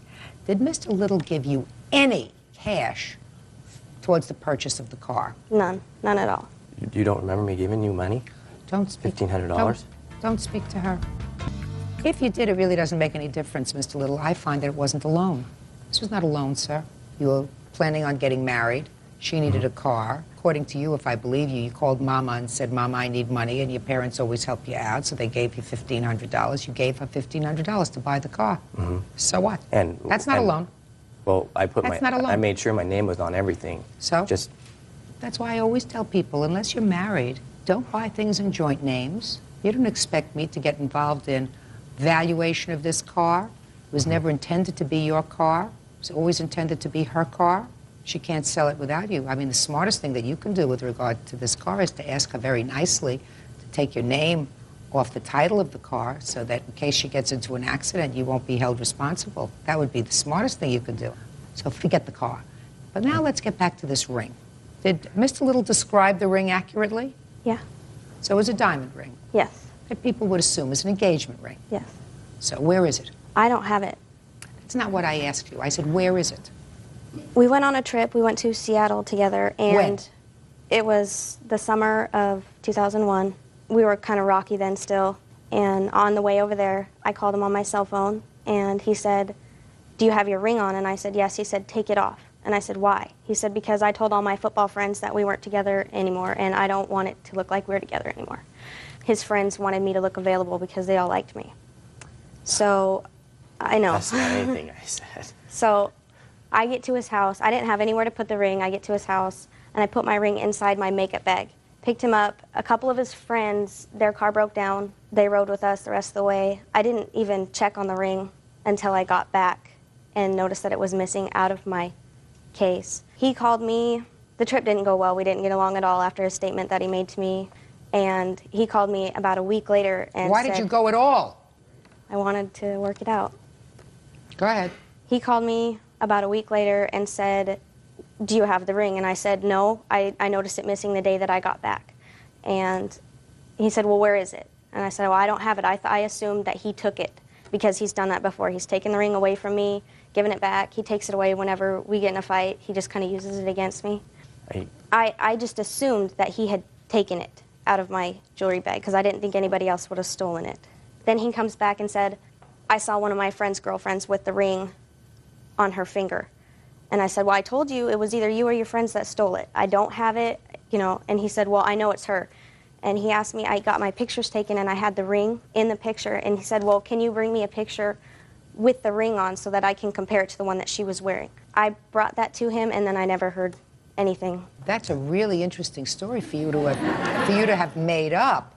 Did you ever have a conversation with her, Mr. Little, that you think you saw one of your friend's girlfriends wearing a ring that looked like hers? No. You never had a conversation like that with her? No, I didn't. She at one point had me actually believing No, that that's she... not what I asked you. Did you ever ask her for a picture of herself wearing the ring so that you could compare it? I've always had pictures of her with the ring and everything. So I've you had never pictures. asked her for No. that? She has a really lively imagination. No. She knows I have a picture with She her has with a the ring, really so she's- lively imagination. When you went on this trip in August, did you in fact ask her to take the ring off? No. She just would not wear it around me, maybe for fear that I might take it or whatever, because we weren't getting along that great. Oh, that wouldn't be a fear that you had unless you had taken the ring before. Had you ever taken this ring back from her before? We have been in... I've never physically taken it, no. That thing's been on her finger.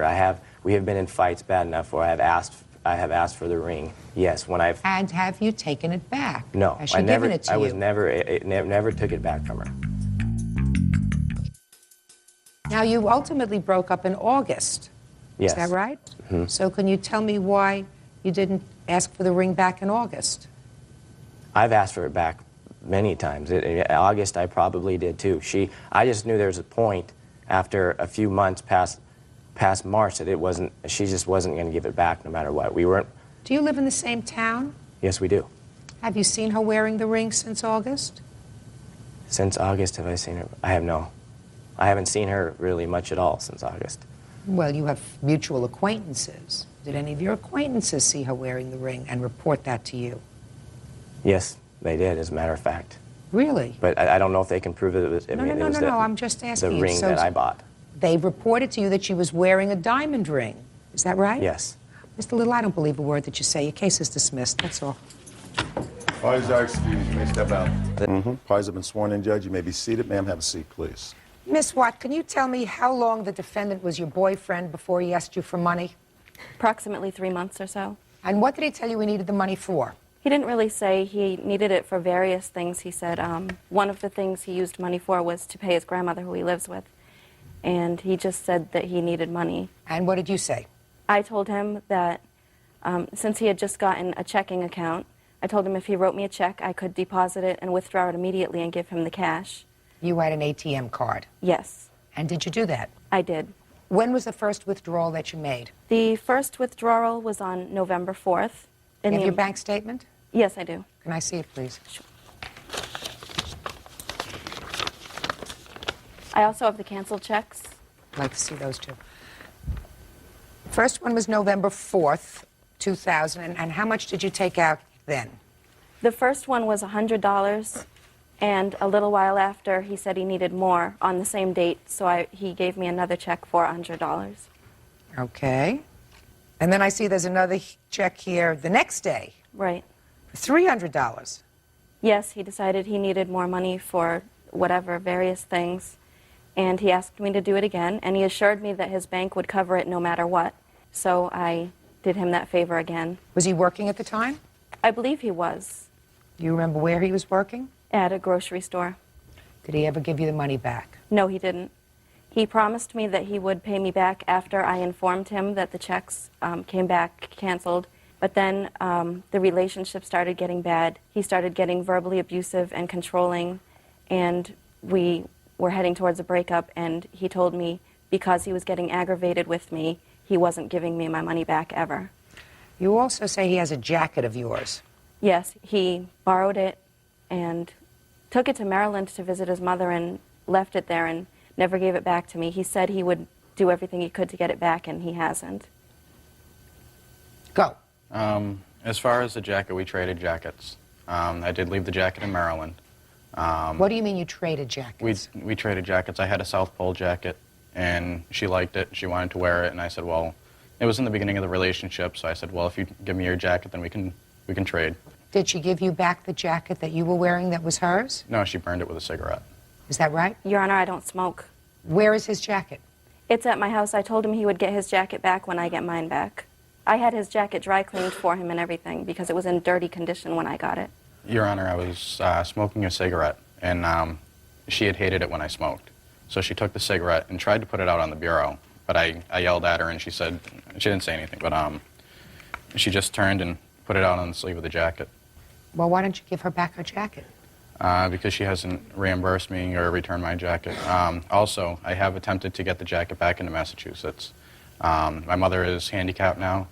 She doesn't have the means to get to a post office to send it out or anything. She's been waiting for the time when my sister goes out there to visit to mail it back. All right, we'll take care of the jacket. Now let's get to the money.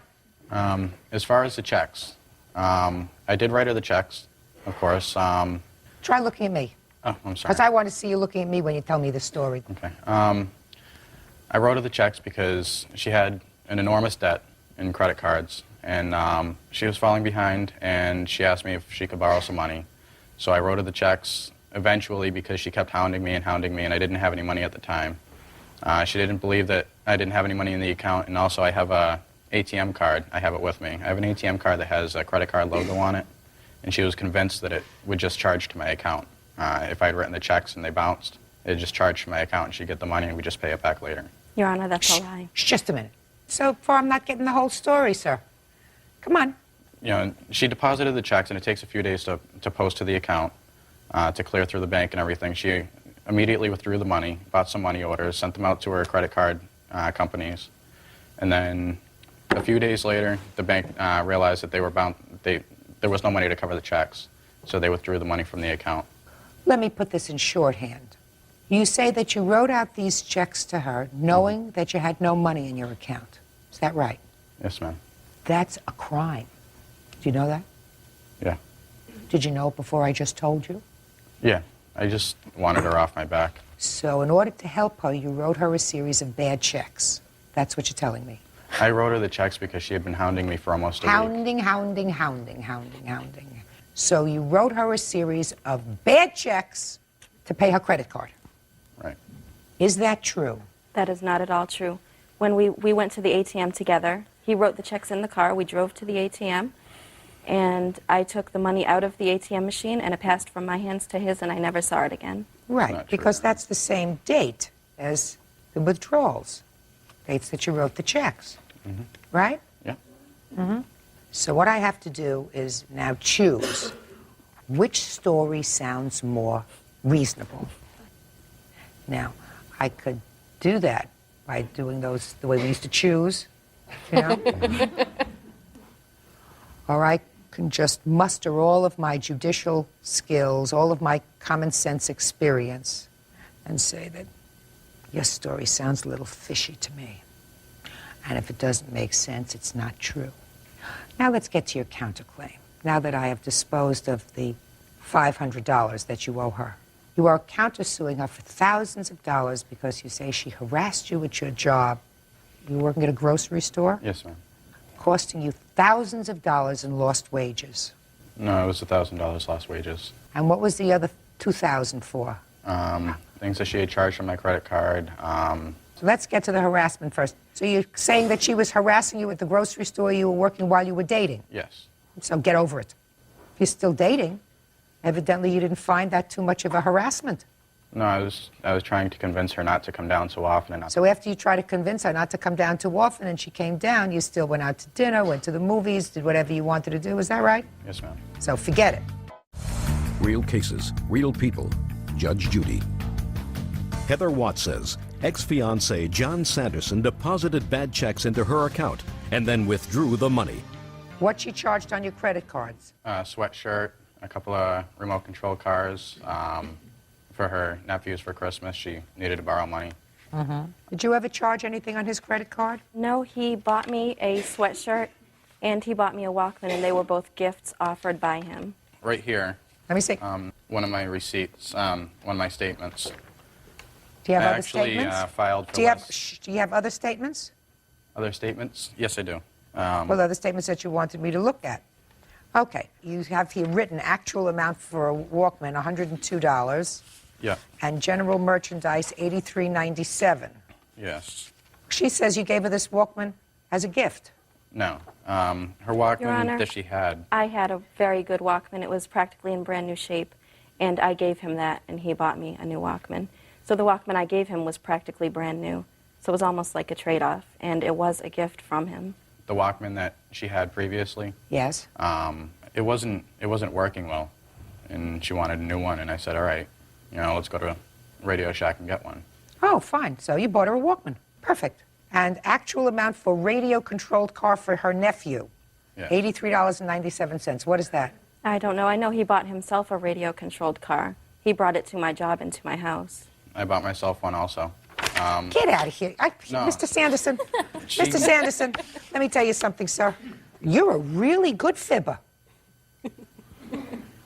But I really did get her that Really, car. really? Really. Just like you really, really wrote these bad checks, right? Yes. Right. Judgment for the plaintiff in the amount of $500. Your counterclaim is dismissed. I don't know if you're ever going to get your jacket back. Do you understand? Yes. So we're his. That's all. Parties are excused. You may step out. She totally reversed everything, turned everything I said into a lie. I just think Judge Judy's a great lady, and she did a good job. And now the next case. All parties on Green versus Comer. Step forward, please. 24-year-old cocktail waitress Amanda Breen is suing her former friend and roommate, 26-year-old cosmetologist Tennille Comer, for unpaid rent and bills. Amanda says when Tennille began dating her ex-fiancé, she asked her to move. Briefly, Miss Breen, according to what I've read in your complaint, you and the defendants were friends and roommates. You were engaged when you moved in together or when you were living together. That engagement terminated. Yes. Then there came a time that your friend and roommate started to date your former fiancé. Yes. That created a certain amount of friction. Yes. And you decided ultimately to give her a choice. Yes. Either she moved or you were going to move. That's right. She moved, you claim, owing you some rent and other assorted bills. Yes, ma'am. Okay. Now, when did you give her this ultimatum? It was October of 2000. And how did you communicate that with her? There was a letter that I wrote to her. I spent 3 days compiling a letter letting her know how I felt about the situation. Do you have the copy of that letter? No, I did not take Do a you copy have of a it, copy? unfortunately. May I see it, please? Sure. On page 4, it's highlighted where she states that if I move out, she cut her losses, I pay nothing. Oh, No, her it says, face. Shh. It says that if I move out. Just a minute. When did you ultimately move out of the apartment? Middle of November. Did you pay November's rent? No, I did not. Excuse me, Your Honor, I may shed some light into that. I didn't ask you a question yet. Okay. Amanda told me that if I would move out, I would pay nothing. She also told me that if I would move out, her mom would pay my half of the rent until she found a new roommate. In the letter, she states that if I move out, she cuts her losses, I pay nothing. No, that's not what it said. She says, I'll cut my losses. So you stayed until mid-November. She actually Now- was there until the 27th of November. Was the last day she moved her stuff out. Is that right? 27th of November? No, it was the middle of November, Your Honor. What? That's a lie because Don't say lie. I was at Amanda's house. I assume you're her mother. I am, and I was at Amanda's house the day that Tennille signed off on the lease, and she looked right at me and said, I signed off on this lease, I owe this money, Amanda's not going to get stuck paying it no matter what. I was there to make sure that she didn't take things of Amanda, help Amanda move things into her bedroom and lock it up because Tennille was taking things from her. And she called her father while she was there and said, Daddy, I don't have to move out today. It doesn't make any difference. She was there past the 1st of the month. Exactly.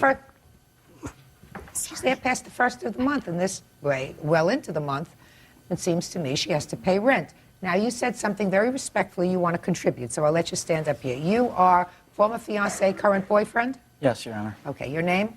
My name is Brian Hansen. So what do you know?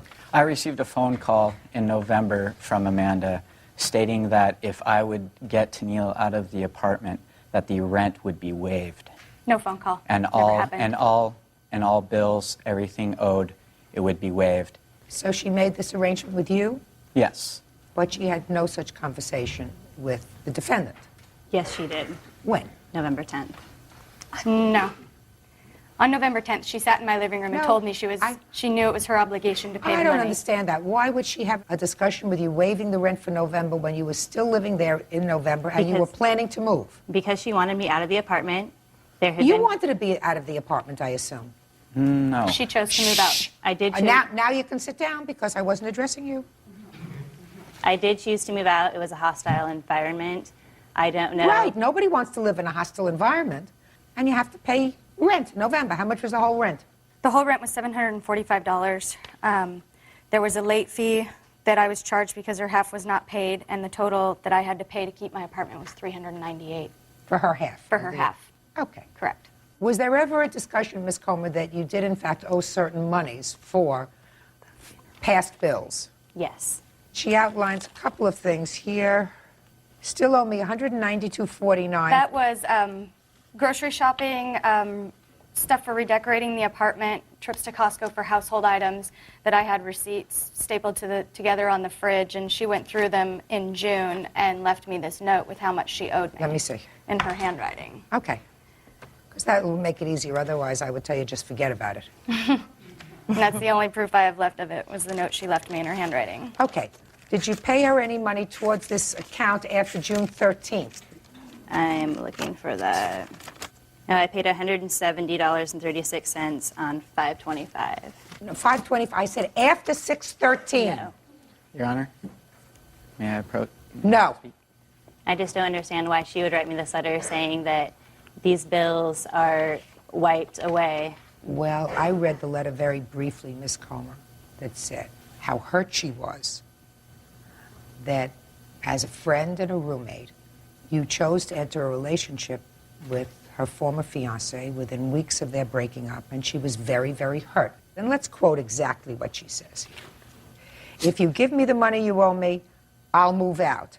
I'll cut my losses, pay you nothing, and you get all your expletive deleted out of my apartment ASAP.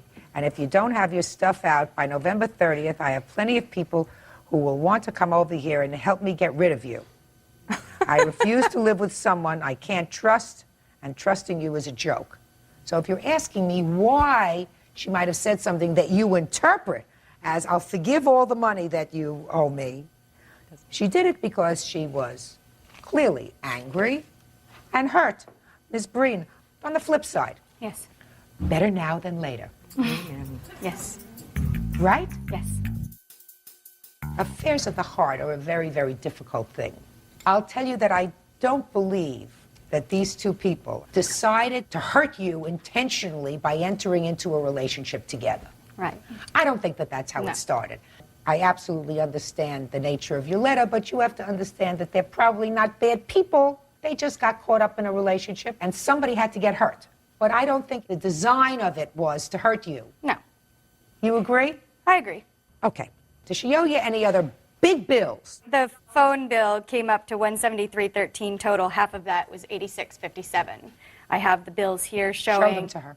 I have the bills here showing exactly how much is doing. Statement ending November 28th, which she moved out November 30th. Very So good. She clearly it is doesn't still like her handwriting. Would you responsibility. take care of that, Judy? No problem. And sorry. And in order for the phone to not be disconnected, I eventually did have to pay the entire Okay. amount.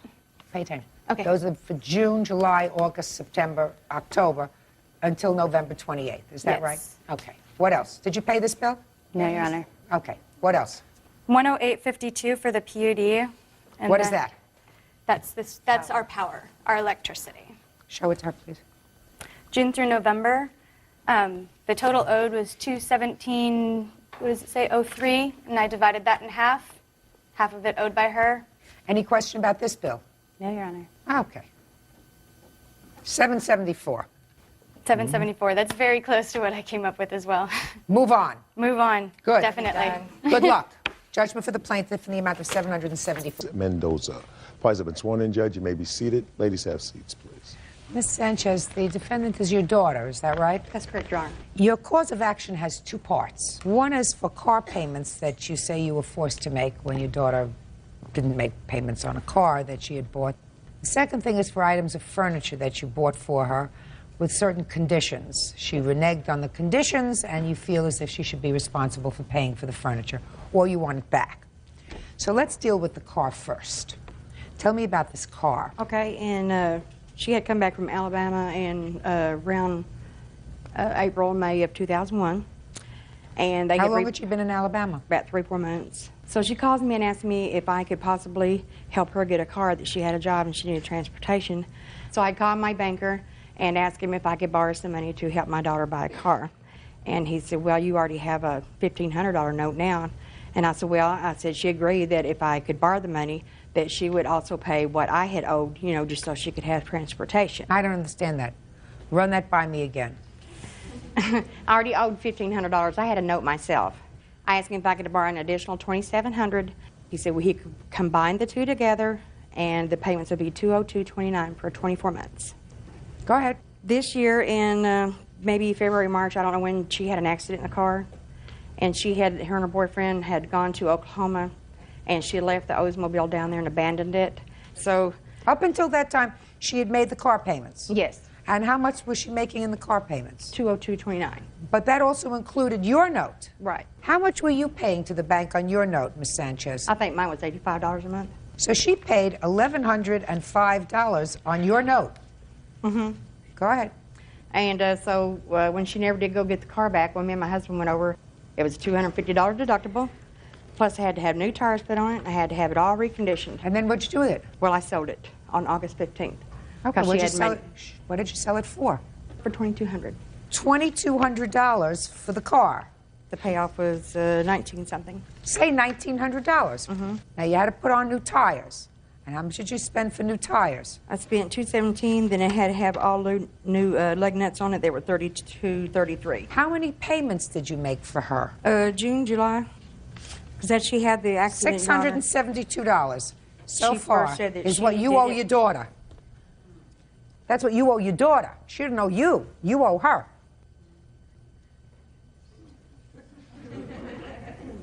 Now tell me about the furniture. Okay, she has called me. She has been to my house already 4 times this year. She's always got an excuse that her and her boyfriend are fighting and all that. And the time before last that she called, she said that he said he loved her, but he couldn't stand her kids. And so she called me crying and asked me if she could come home. And she did. And she promised she wouldn't go back, but she did. So this last time that she came, I told her that I would help her any way that I could.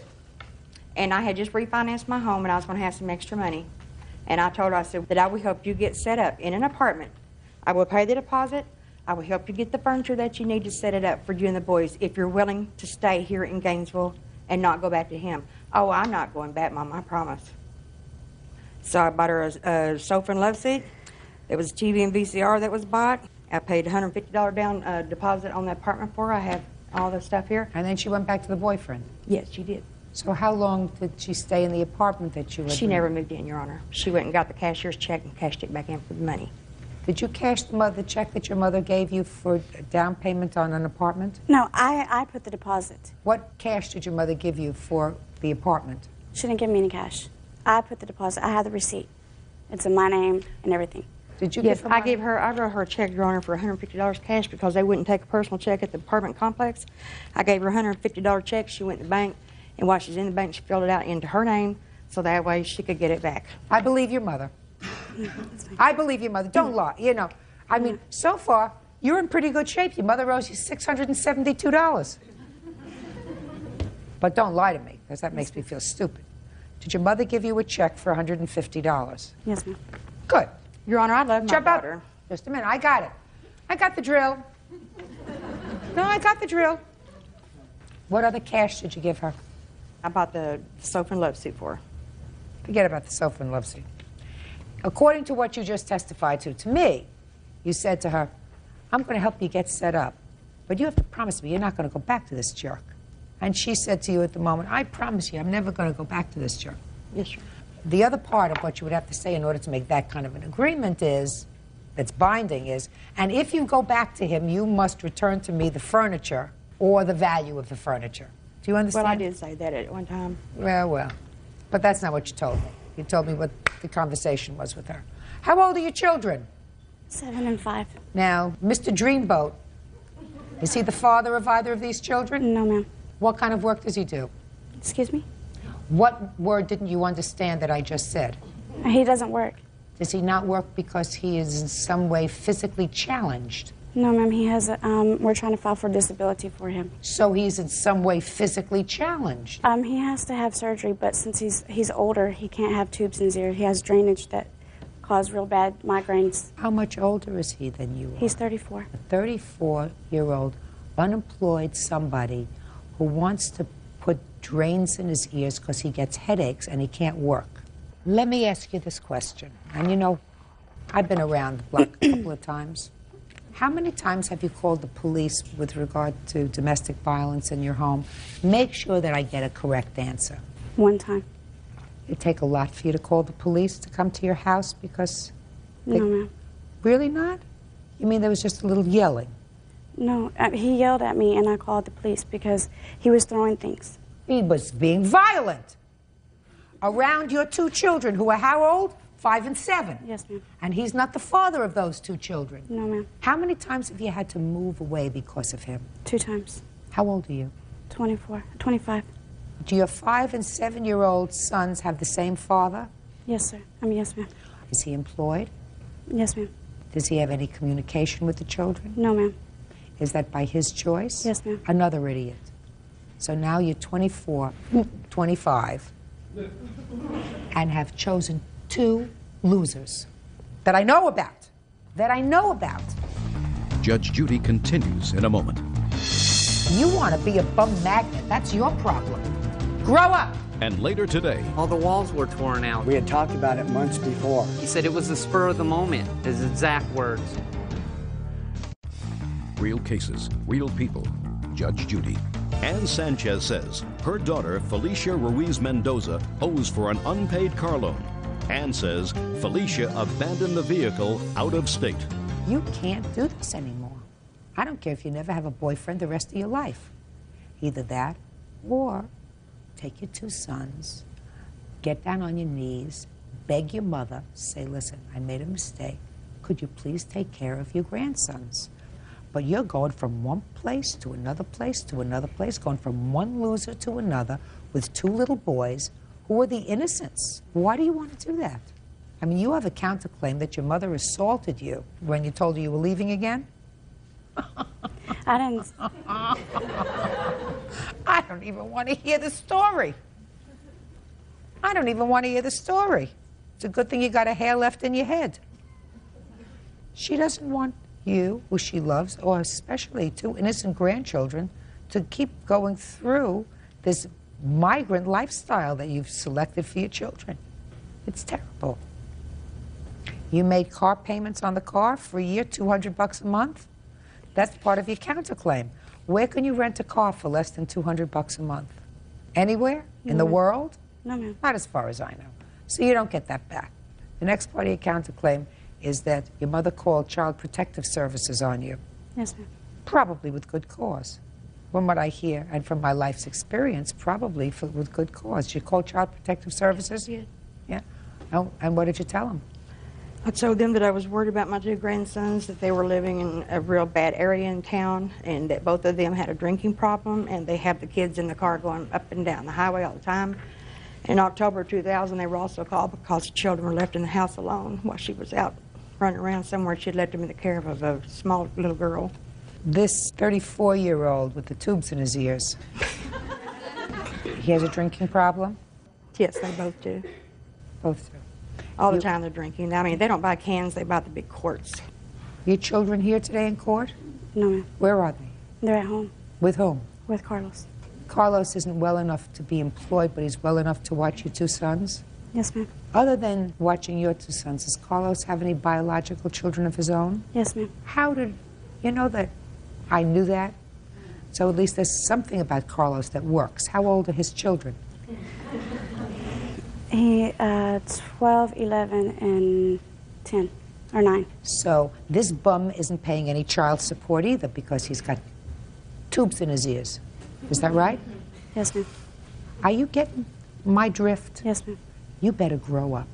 You made 2 babies. They are innocent. You're guilty. If you brought them into the world, and you brought them into the world with somebody who's not interested in being their father, then it's your responsibility to be both mother and father to them. And you're not supposed to introduce them to another person who's a bum. You want to be a bum magnet. That's your problem. But you have 2 children. And if you want to be a bum magnet, then you have to do the right thing and you have to turn over custody of your children to your mother. I mean, how do you know that Carlos isn't home right now drinking a big brew and sitting around and watching television or doing whatever he's doing? How do you know that? I don't. You don't. You don't know whether he's hitting them. You don't know whether he's angry with them. You don't know whether he's locking them in a closet. You don't know whether he's drunk. You don't know what the hell he's doing. And that's better off for your children than being with their grandmother. Grow up! Your counterclaim's dismissed. So is your claim. And I want to tell you something. You have a responsibility. If you believe that your grandsons are being neglected, you have a responsibility to petition for custody in a family court. Now, you may not get it, but if you don't at least take that step and something happens to your grandsons, you're going to be sorry for the rest of your life. Do you understand? That's all. Bye. Parties are excused. You may step out. I thought the judge was fair. Like I said, it wasn't about money. It was about principle. How, you try to help your children and the way they stab you in the back, more or less. There was no reason for her to bring me here. I didn't owe her anything. Like Judge Judy said, he's a bum. He's a no-working alcoholic. And now the next case. All parties in the matter of Wagoner versus Rockema, step forward, please. Truck driver Michael Wagoner and his wife Gabriella are suing their former landlord, foreman Shane Roukema, for destroying their furniture. Shane says the couple's accusations are ridiculous. You rented a house from the defendant, is that Yes. right? He had a piece of property, and there were 2 houses on the property. You rented one house. He lives in the other. The back house is a garage that he made into a house. For himself? Yes, And what was the rent on the house you were renting? $550. That a pretty good rent? Very cheap. Why do you think it was so cheap? Because he was, before I lived there, he had a problem with some other tenants that were there, and they had major drug problem there, and so he offered it to me afterwards. And Had you known him before? I've known Shane for about 5 years. And what you're suing him for is you say that he, while he was under the influence of drugs, tore down the walls in your house and ruined your furniture with dust. Scratched up my furniture as well. Tell me about that.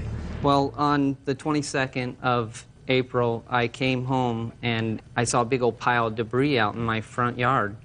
Kept on walking, and I walked up to the door. I opened up the door. Of your house? Yes, and I looked, and all the walls were torn out, everything. I have pictures here to show that the walls were torn out. Can I see it, please? Mm-hmm. On April 1st, had you paid your rent? Yes. Do you have your rent receipts? Yes. I'd like to see them, please. I take the utilities out of the rent, and I pay them myself. So I pay $450. But after this happened, you only paid him $200. Because he told me, since all the problems that he had caused me, that I only have to pay half of the rent. And you said what? No, and I said, okay, that's fair. Okay, so on May 1st, after this incident happened, you said, okay, that's fair. Here's $200. Yes, because... Okay, Right. I'm just Okay. understanding what happened. Okay, go ahead. Okay, and so when I saw that what he had done, he walked through the back door, and he gave me this strange look, and I said, what are you doing? And he told me, basically, he said, it had to be done. And I said, what do you mean it had to be done? You were working on the back, and now all of a sudden you come in my house without permission, without advance warning, and just start doing this with all my furniture here? And he said it was the spur of the moment, his exact words. Because I asked him, why didn't you cover any of my furniture or anything? And I have my furniture, all of it showing that it's damaged, right here, all the pictures. I'd like to see it. My big screen TV, everything. He did not cover nothing.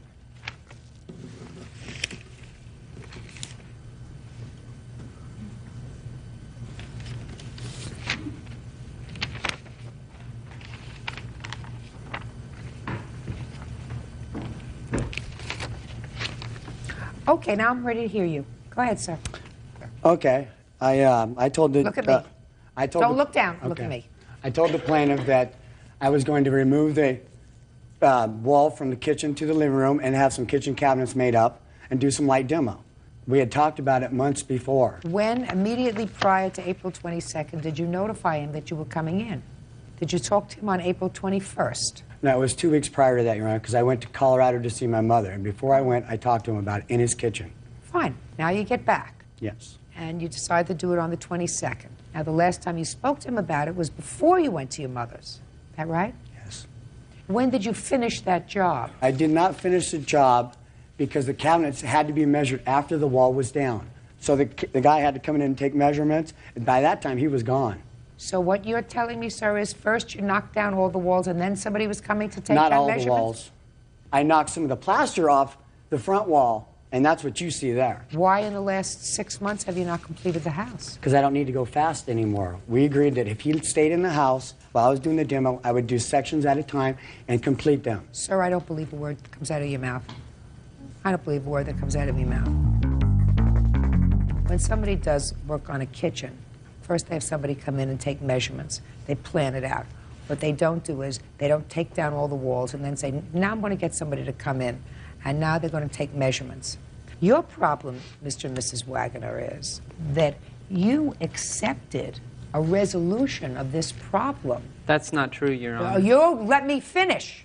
If you had said, I'm going to pay you your rent, I'm not accepting $200 for the damage that you did, then I would say to you, you have a claim.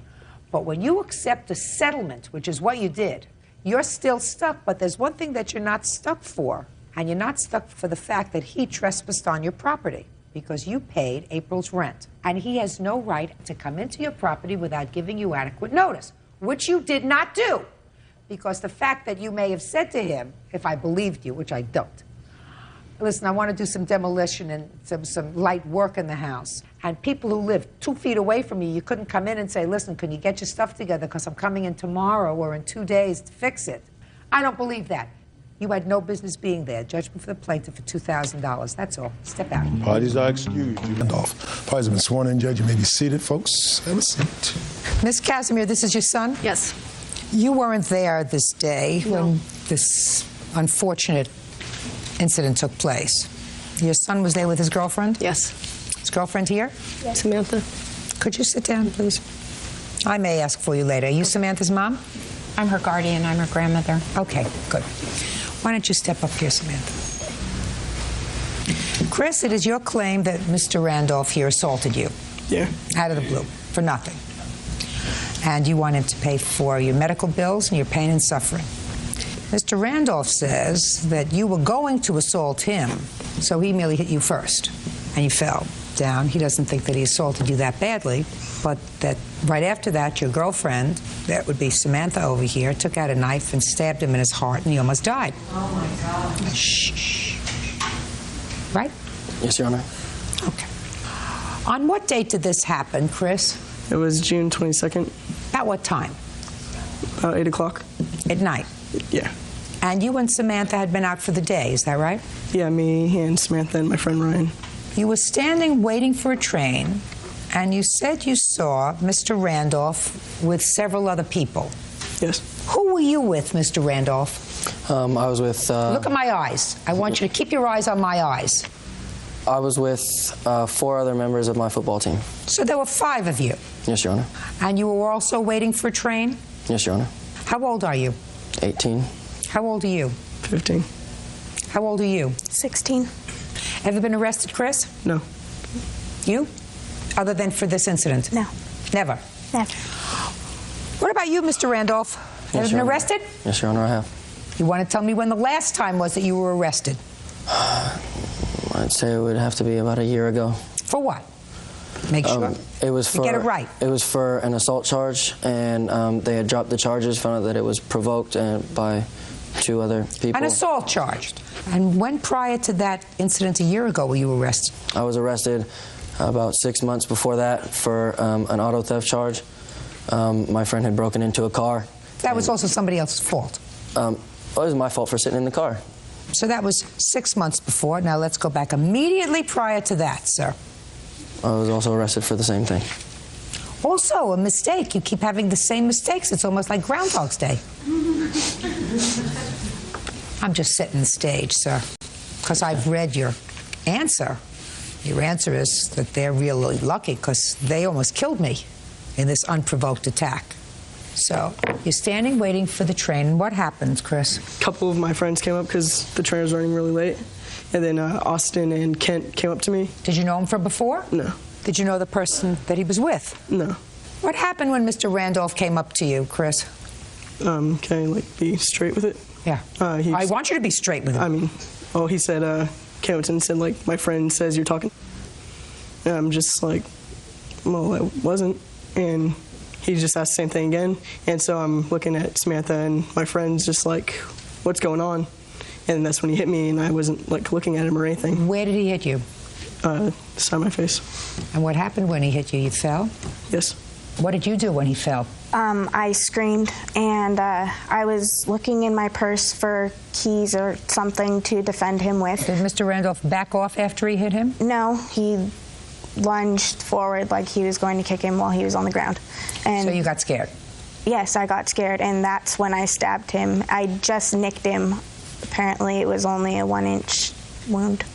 Tell me your version, sir.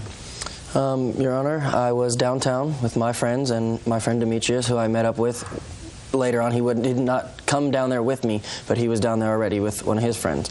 My friend, the kid that I just met, who I know now, is not my friend because this kid obviously wasn't talking about me. Which kid wasn't talking about you? This young Chris man. Obviously wasn't talking about me. Right. That I see now. But the kid that I had just met had came up to me and told me that he was talking about me, saying, he heard about I got beat up, he could beat me up, all this and this. This young man was talking about how he could beat you up. Yes, that's what I was told. That's what you were told. And I laughed. And just a second. And this bothered you. Yes. Why would that bother you? Because I was arrogant. And I felt like I had something to prove. Like I don't want to allow someone to think that they can beat me up. So just a second, I want to tell you something. Yes, ma'am. Bird could beat you up. And I want to tell you something else, Mr. Randolph. Even I could beat you up. I fight really dirty. So you went over to him and you said to him what, sir? I asked him, was he talking crap about me? And he said no, but he was more defensive about it. He was like, no, but what is it? I don't have a problem. And he said no, but I won't want to have a problem. Yeah, and then a couple of his friends started to come up and stand behind him. So my friends came over and stood behind me. He said, no. So I went to turn. I was like, all right, I don't want any problems. I've had problems in the past. I'm kind of just going to drop it. I went to turn. When I turned, he started to move his skateboard. I thought for sure that he was going to hit me with the skateboard when I turned. So I reacted. I only hit him once, and he hit the ground. That's all it takes, sir. So after you hit him, what happened? I fell to the ground and she stabbed me, Samantha. She proceeded to run onto the light rail. She stabbed you? Yes. That's what happens. Crap happens. He hopped up immediately and ran after her on the light rail when he covered her body to protect her from about 6 or 7 other gentlemen that were pounding him in his head. These other 6 or 7 gentlemen, who were they? Some of them were friends with me, some of them I didn't even know. Judge Judy continues in a moment.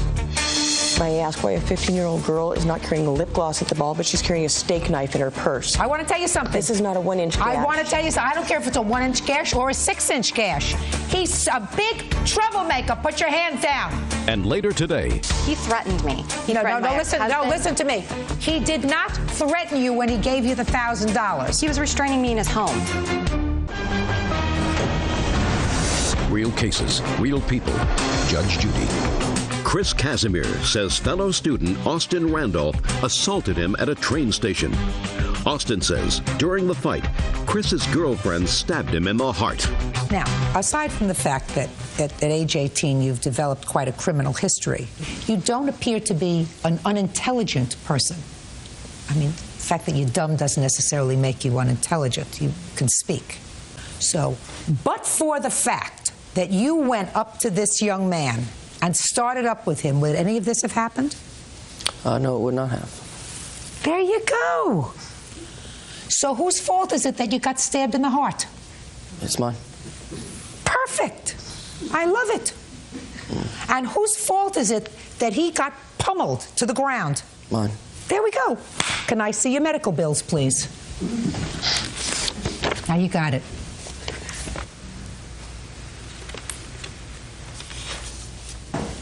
You have anything you want to say? He said it all right so far. He probably wasn't going to say it all right, but he probably realized I really Your Honor, could. I would like to say something. If I could, Sure. please. May I stand? Sure. I'd like to hear you. Yeah.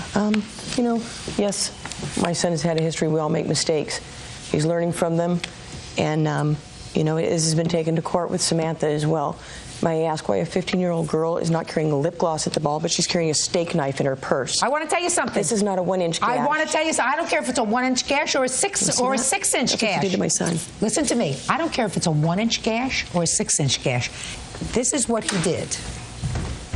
To start with. Now, the fact that she had a weapon in her purse to defend him, to make sure that he didn't get hurt any worse, good for her. And I'm glad she didn't have a lip gloss. Unbelievable. I'm glad she didn't have a lip gloss because I don't know what else your son and or his friends would have done to this young man and or this young woman. He's a big troublemaker. Put your hands down. He's a big troublemaker. This is what he did. For no reason, because he's a bully. And you should have gotten that word a long time ago when he was 14, when the first time he was arrested. Idiot. That's why people walk around with weapons in their pocket, because of his behavior. In any event, at least your son is intelligent enough to know not to fall into my mouth. I don't know where he was going to start with today, but at least he finished in the right place. I suggest you get there, too. Judgment for the plaintiff in the amount of $5,000. That's all. The judge hit it right on the head. Gave me nosebleeds and I had no equilibrium all summer. I was having a lot of problems then, and I don't have problems anymore. This kid definitely is a troublemaker. She stabbed him in the heart. He had open heart surgery, you know, and she had taken from him. They chipped her tooth, ripped her clothes. They were all beat up. I was the captain of the wrestling team. I ran track. That's not possible anymore. It's not the money, the principle of the thing, and I'm just glad that, you know, everybody saw him for what he is. And now the next case. All parties in the matter of Grandy versus Green. Step forward. Truck driver Scott Grandy is suing his ex-girlfriend, bank representative Jennifer Green, for a loan to move. Jennifer says Scott forced her to take the money. Mr. Grandy, you and Miss Green dated for a period of time, and you claim that while you were dating, you made a loan to her in the amount of $1,000. That is correct. And then Miss Green decided to reconcile with her husband. You want your money back. That's correct. Ms. Green says that there was no way this was a loan, this was a gift, and there was never any agreement for her to repay you. So when did you start to date Ms. Green, and was she married at the time or just separated from her husband? At the time, I thought she was divorced, but I don't know if that's a fact now. Where did you meet her? Well, I met her through mutual friends at the bank that she worked at. Give me the month and year. June 2003. Tell me about this loan. She wanted to borrow some money. What did she need the money for? To pay probably rent and bills. I didn't really go into much of what she needed to pay. Did you give a check or cash? Cash. And what agreement did you make with regard to her repaying the money? Well, we were dating at the time, so I just said, hey, Jen, you need the money, you need to pay some bills. Do what you have to do, just repay me back, when you can, pretty much. Because you're dating at the time, I'm not really thinking, you think you're going to have a relationship that may, it's probably going to go further or whatever, and I didn't really put a time limit on it. Right. Actually, Your Honor, we started dating roughly October of 2004 after I was separated and going through my divorce. During our relationship, there had been a few instances where he'd been verbally abusive. I'm not interested in his being verbally abusive. Okay. When I had gone to his house to tell him, you know what, it's over, we're done, he pushed an envelope across the table at me, and I said, I don't want what you have to give me. We had a discussion, and then he opened the envelope. He handed me, or he put on the table this note here and $1,000 in cash. Let me see the note.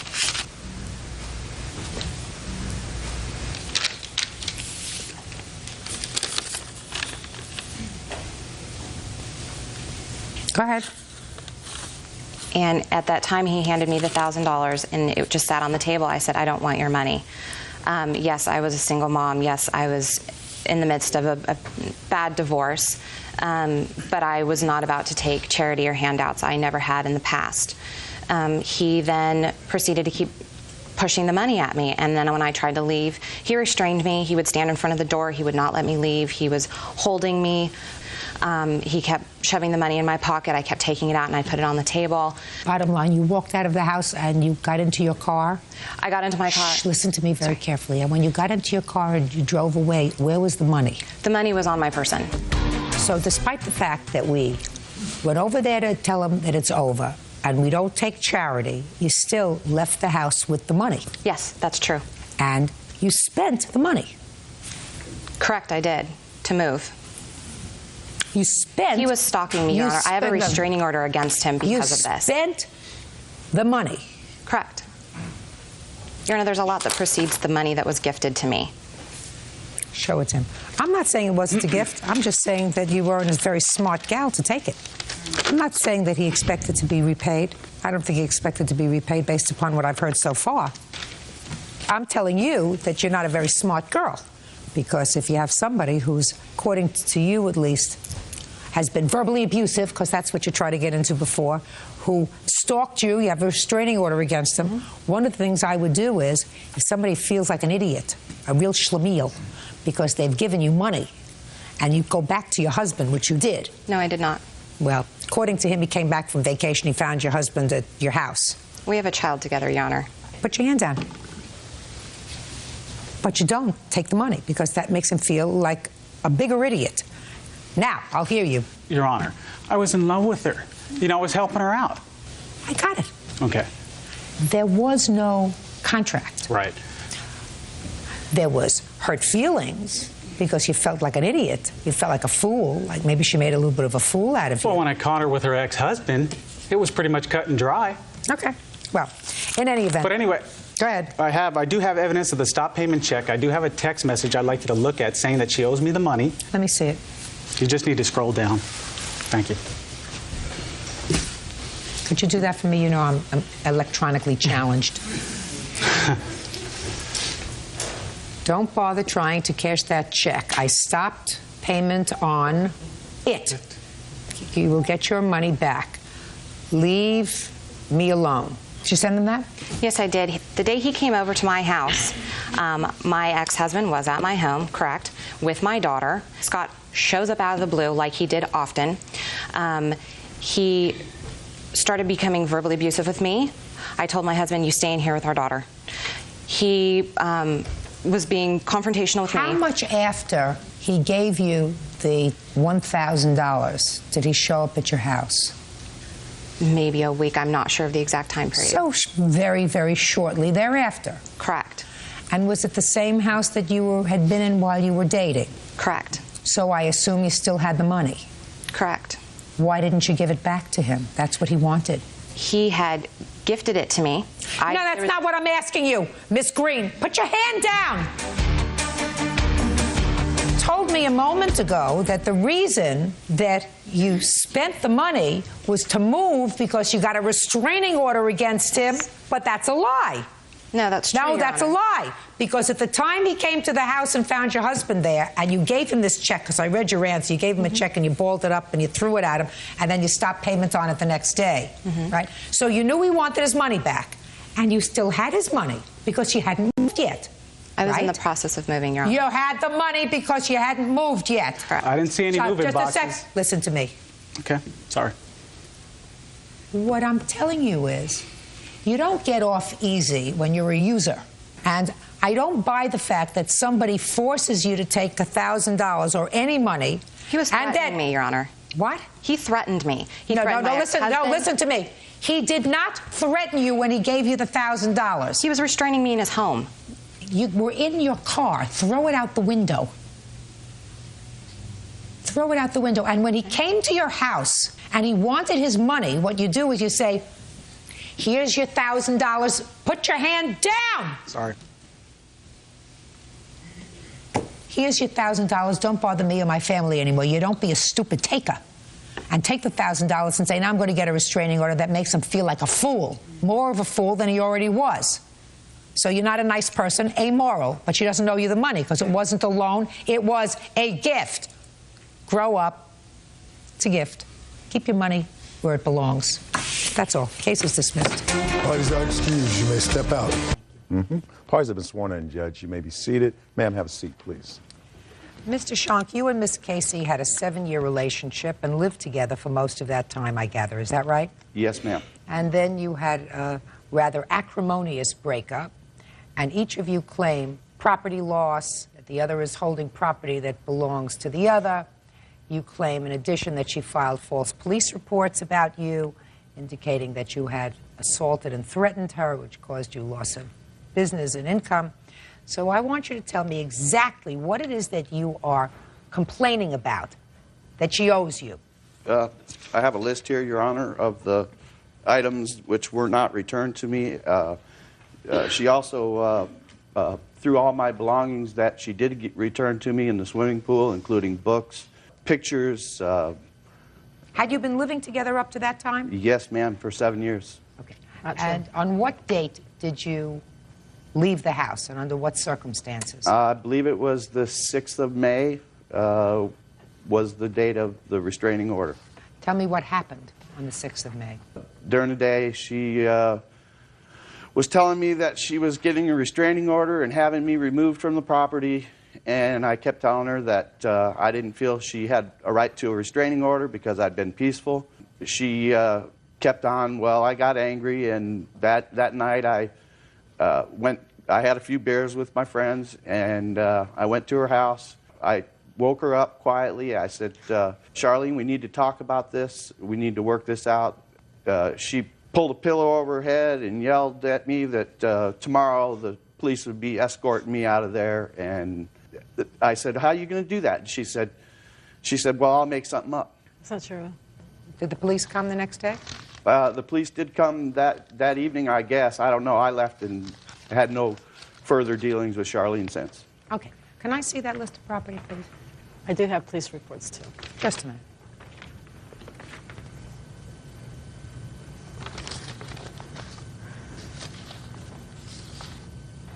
Okay, you got a lot of stuff here from a 7-year relationship that ends with the statement, all you really want is my horse Elvis, that you value at $4,000. And my picture of my son. And your picture of your son. Now, where is this horse? She told the officer that she wasn't giving me the horse. Whose horse is it? Mine. It was my horse, Your Honor. My horse. Just a second. Sorry. Tell me when you got the horse. Your Honor, this horse here is Rowdy. I purchased him early on in the carriage business. And you and the defendant had started a carriage horse business. Right. Okay. And you took people around in rides for Yes, events? Yes, ma'am. Okay. And did weddings and other types of events. I purchased this horse here, and he was really good for the business, but he really hated for people to pet him, that strangers. So we kept looking for another horse. We found another horse. Charlene purchased the other horse. sold this horse and put the money from this horse into her account to replace the other horse. Well, how much was Elvis, Rowdy? Elvis cost $1,800, and we sold Rowdy for $2,000. And you were in business at that time with the Yes, defendant ma'am. that you both worked in. Yes, ma'am. I have the franchise agreement here showing that we were partners in the business. Let me just see that, please. And what about your son's wall picture? Do you have that, Ms. Casey? Yeah, I have that. He can have that back. Fine. We also had purchased a trailer together, which I have proof of that here also. It's also a lie. Did you do any other work, Mr. Schonk, in the time that you were running this carriage business? No, ma'am. Okay. Did you do any other work at the time you were running this carriage Yes. business? I had 2 jobs. Okay. Now, where's the horse? The horse is, okay, I bought the horse. I asked you a question. Where's the horse? The horse has been traded for another carriage. What'd you do with the money that you got from the Rowdy horse? That went back into the business. Fine. I mean, you entered into a business arrangement with him. Sure you did. I have my sole proprietorship of my business. What was he doing there? Were you paying him a salary? He was keeping all the money he made himself. Every Were you money paying he made, him a salary? No. Okay. Yes, he was making money off the weddings we did, but as we did downtown work, the money we made nightly, he pocketed in his money. I put mine in my business account. He took his and put it in his pocket. I didn't get none of that money. None of it. Well, you must have shared expenses in the house. I paid my bills. He bought horse feed and hay on occasion. All right. Okay? Listen to me. This is very difficult. When people live together and aren't married, it's complicated enough. And then when you enter into a business that each of you work in, it makes it even more difficult. You paid $1,800 for this horse, Elvis. Is that right? Out of my money. Stop. My personal. You paid $1,800 for this horse, Elvis. You got some money for Rowdy. Rowdy went into the business account. Right. Fine. All right. $900 in his picture. Okay. What other property, sir? This trailer, Your Honor, we bought this trailer together, and she sold the trailer also. When? Since 16th of April. So, you were still living together. According to the paperwork here, it was supposed to be in both of our names, and I don't know how she sold it without my signature on the title. Let me see. I have the title. Let me see. Registration. Can I say something? In a minute.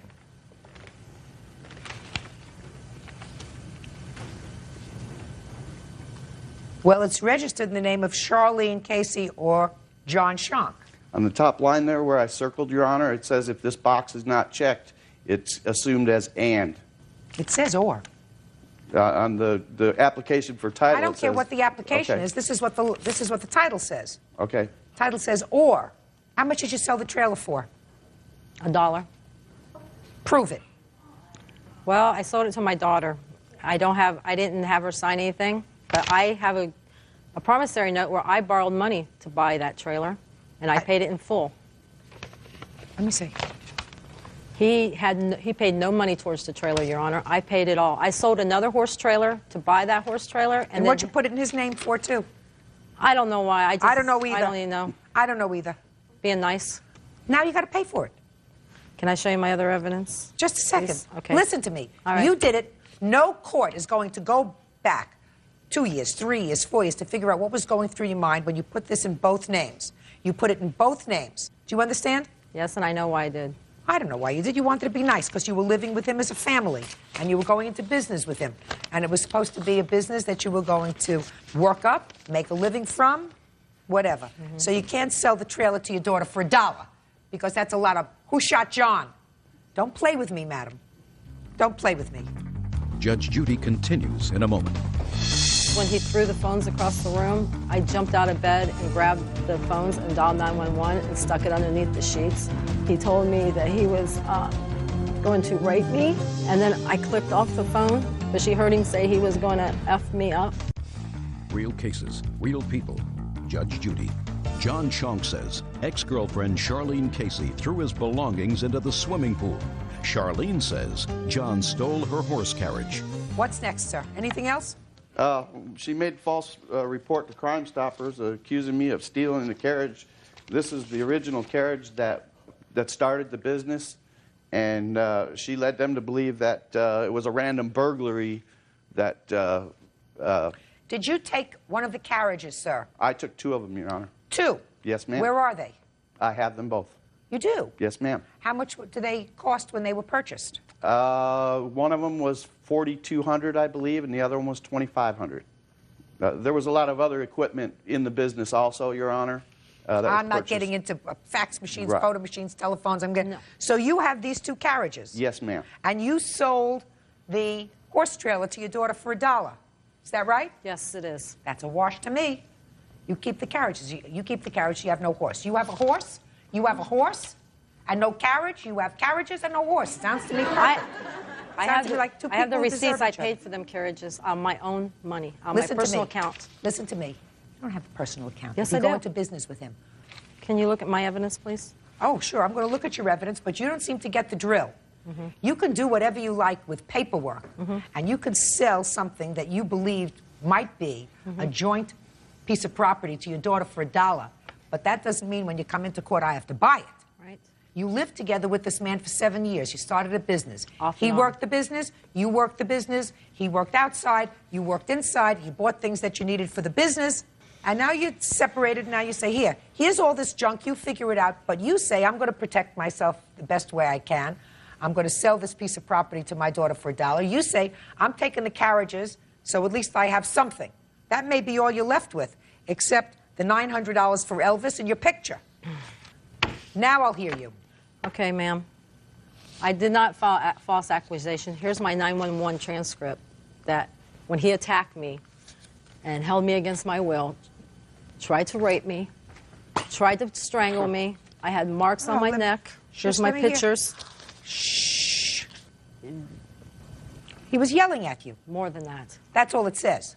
Well, this is because when he threw the phones across the room, I jumped out of bed and grabbed the phones and dialed 911 and stuck it underneath the sheets. So when he came running back in the room, it says he was yelling the at you. 911 officer heard him yelling at me, and then I clicked off the phone, but she heard him say he was going to F me up. And also when he was attacking me, he told me that he was going to rape me. Doesn't say that here. Because I didn't have 911 phone call on at that time. This is when he first attacked me. Yeah. And here's my pictures of the mark he put on my neck, how he busted in my room. And I tried to call for my son for help. I tried to get my arm to raise the window up to call for my son for help. He hurt my arm. That's why he left, because I had 911 on the other line. And he ran out the back door. And then the police came. And I went that day and got my injunction. Real cases, real people. Judge Judy. John Shaw claims ex-girlfriend Charlene Casey damaged his property by throwing it in the swimming pool. John says she also owes for the cost of a horse. When you went out to do weddings, who drove the carriages? We both did. Really? Yes. Oh, I didn't realize that. You both drove the carriages? Yes. No. Yes. For the first year or more, we only owned one carriage, Your Honor. And at that time, we took turns. He would take a ride, I would take a ride. And then when I got my father's inheritance money, I went and I bought the other 2 carriages. I bought 3 horses, and I bought driving lines. I bought $1,500 worth of harnesses.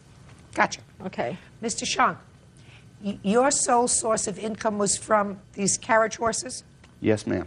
Did you have any other source of income? When we originally started the carriage business, I had a full-time job for the first 2 to 3. Did you have any savings? No, ma'am. So it is a fair statement that Ms. Casey makes when she tells me that she, in fact, invested the vast majority of the money for the property that formed the business. Yes, ma'am. Then how can you claim that you own these carriages that you took? I originally bought the first carriage. I started the business. No, you originally bought one carriage? Yes, ma'am. Okay. And horse. and harness. Just a second. With what is my question? With what? I was working a full-time job at the time, and I sold my horse. Which horse? I had a horse before the carriage. We had horses all along. I see. So how much did you put in when you started the business? When we started the business, the first carriage was, I believe, $2,500. I'm not exactly sure of the price, but Okay. it's right in that neighborhood. And where The is that first carriage horse- now? The first horse was $2,000. Where is that carriage now? I have that carriage. How many carriages do you have altogether? I have 2. So the other carriage belongs to her. And Yes, half ma'am. of the other one belongs to me, too. The other carriage belongs to her. One carriage belongs to her. And So why didn't you give it back to her? well, this was another carriage, the third carriage that we owned. She changed the locks on the storage unit. Didn't allow me to work at all. After I got my injunction. Okay, I'm sorry. And I had nothing. She had my horse. She had all my belongings, everything, and I just took whatever I could take. Because All right, we have to give her back that carriage. Now, is there any way of identifying that carriage from the other carriage? Yes. How? It's white with red velvet seats. It was made in Canada, and it has a stamp on the back. Your Honor, this carriage was given to me as a gift right here, and she has it at her house. That one goes back to her in 5 days. The one that she's just described, and I will prepare the order. Do you understand? Yes, ma'am. Do you understand? Yes. Now, do you have one that belongs to him at your No. house? What is the one he's talking about? I have no idea. I never. She bought this maroon carriage and gave it to me as a gift. She That's said, a lie. "This is your carriage. The That's white a one lie. that I'm buying is mine." Forget it! Okay. Now, you get $900, and you get the picture of your son. You will return to her within 5 days the carriage, and I'm not satisfied that there was not an incident in the room after examining the photographs. I think that you had a couple too many beers, Mr. Shank. Now, I agree. your countersuit is for lost wages and future income. Right. Forget it. You want the return and value of personal property. So you're getting Right. back one of your carriages. And my harnesses. How many harnesses do you have? I have 2 harnesses. Your One Honor. goes to her, one goes to you. Anything else? Okay, this is a receipt that I paid $1,273 of the carriage that he says that he paid for. Listen to me. And this is my. I've given you absolutely more time than anybody else Here it would is. give you with regard to this. With my regard to draft this horse stuff. harness right here. Just listen to me Okay. carefully. It is absolutely impossible without experts who can value a business, who can value what everything is worth now, 2 years later, 3 years later from when you purchase them, to make a judgment. This is not a marriage.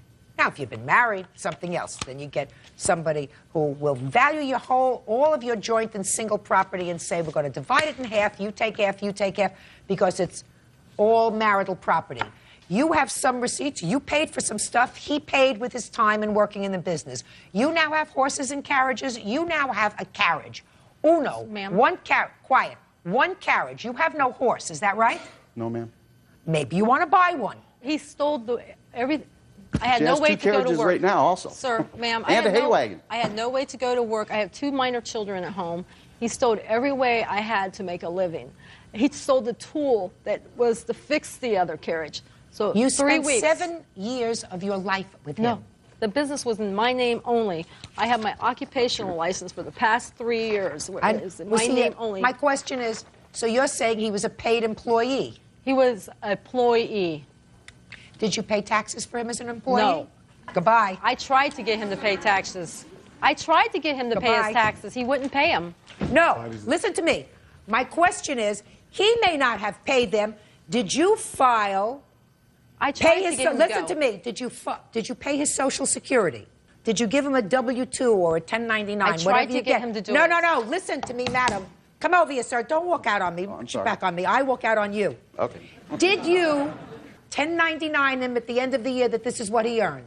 The answer is no. No, because I asked No, him no, to no. go with me, and he would not go. He doesn't have to go anywhere with you, madam. All you have to do is 1099 him, send it into the... The matter of Evans Cunningham versus Evans. Parties have been sworn in, Judge. You may be seated. Miss Cunningham, Mr. Evans was your husband. Yes, And you ma'am. have one child? Yes, ma'am. A boy who is in high school now. Yes, ma'am. It is your claim that a couple of years ago, the two of you agreed that if your son got straight A's or good grades, that when he was a senior in high school, the two of you would chip in to buy a car. Yes, ma'am. You purchased a car for your son, and the defendant did not contribute half the money for the car. That is correct, ma'am. Unfortunately, the car that you purchased for your son blew an engine within a relatively short period of time, and you were forced to go out and buy another car for him. Yes, ma'am. You're not asking Mr. Evans to pay for that second car, but you want him to pay his half of the first car, which no longer exists. Is that right? That's what you're suing for? Yes, ma'am. Okay. Mr. Evans says that you didn't consult him about the car, and he's not paying. That's correct. Okay. So, how long have you been divorced? We've been divorced, ma'am, almost 10 to 11 years. I've known Mr. Evans since I was 16 years old. Okay. Now, when did you purchase this car for your son? The first one? The first car, ma'am, was 19 July of this year from my neighbor. What kind of car was it? It was a 1990 Honda Accord, ma'am, four-door sedan. And how much did you pay for the car? The car cost $1,770. When did you discuss this purchase with your husband? Beginning the month of May 2004. What did you say to him, and what did he say to you? He stated, that's good, does the body look good on the car, does the car run well? And I stated yes, that my neighbor showed me where he maintained the maintenance on the car periodically. He stated that that's fine, go ahead with the purchase. Is that right? No. Well, tell me what happened when she called you. She called me and told me that her neighbor was selling the car for $1,500. She said that he was moving or something and that she could get the car. I told her, well, what kind of car is it? Because I haven't seen the car. Can I come check the car out or look at the car? She said that she know her neighbor pretty well because he lives right next door and that he takes good care of his cars and that she figured that it was good because she know him and she didn't think that he would sell her anything that wasn't in good shape. Right. And what did you say to her? I told her that, okay, then let me look at the car. You know, well, so you should listen to me, Mr. Evans. Let's not dance around with each other, sir. Okay.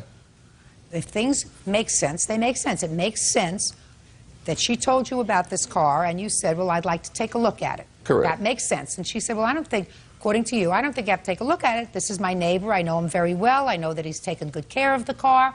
I've seen the records on the car. And then you have to say something else. Either you say to her, well, I still want to take a look at it and I'll call and make an appointment, or you say to her, fine. Now, which is it? I told her I still wanted to look at the car. I told her, I asked her when was the guy moving and when was the last day that she was going to actually get the car. She didn't actually purchase the car from the guy until the day before he left. So why didn't you go over there and take a look at it? He did, ma'am. Shh. No, Just a second. He did? Yes, ma'am. When did he go over there, Miss Cunningham? Ma'am, he did a drive-by of the car in June.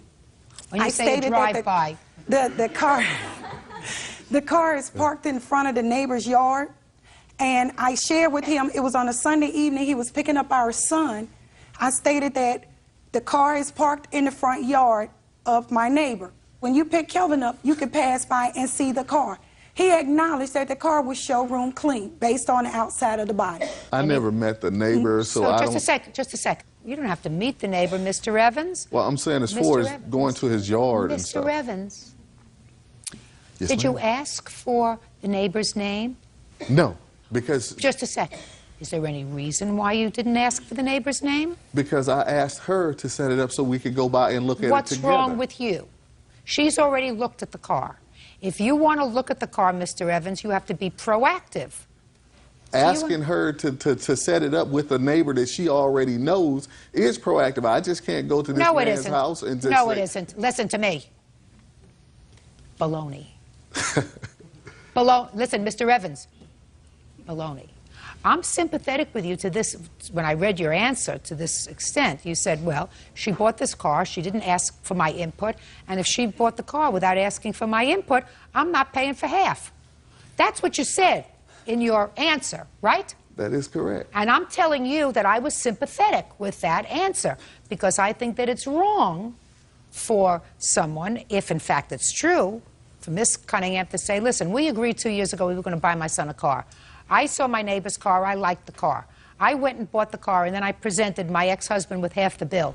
And my ex-husband said to me, I'm not paying for half the bill on this car that you picked out yourself because I didn't have any input. That's what you're saying, and I was sympathetic. But that's not what happened, Mr. Evans. No. Judge, I never saw the car. That's your fault.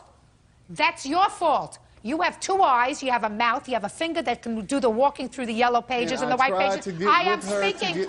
I am speaking, sir. Now, certain things make sense, and I've been in this business a long time. What kind of work do you do, sir? Manage a payday loan store.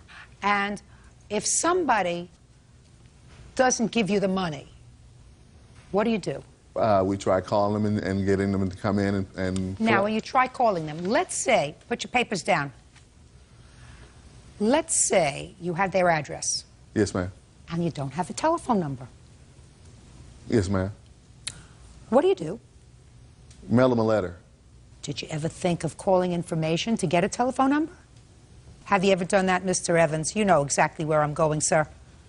You Yes, get ma'am. information, you try to get it from information. You take out a phone book, you turn to the white pages and see in the white pages whether there's an address that corresponds with that, or you can do both and mail them a letter. Yes, ma'am. What I'm saying to you, Mr. Evans, you are a smart man. You're a businessman.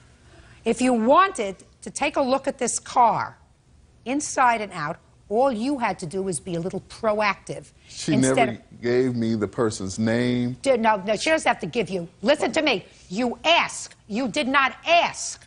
Judge, I asked Barbara to let me come by and look at the He car. had a key. Shh. Don't ask Barbara. Barbara has taken care of your son for the last 11 years. Barbara and I have taken care of our son. No, for the listen to last me. No. 11 years. Let's get it straight. Shh. Barbara and I have taken care of our son. 1, 2. You know what? Barbara you know has what that not means? taken care of our son by herself. Listen I have to me. always been there for my child, Just and a I second. With whom? don't want her to be in court saying I'm that. speaking. Don't speak over me. Yes, ma'am. Who has primary physical custody of your son? Kelvin is with Barbara because Kelvin... Don't tell me because. Who has primary? I do. You do. Let me see the papers that give you primary physical custody. I don't have them with me. Okay.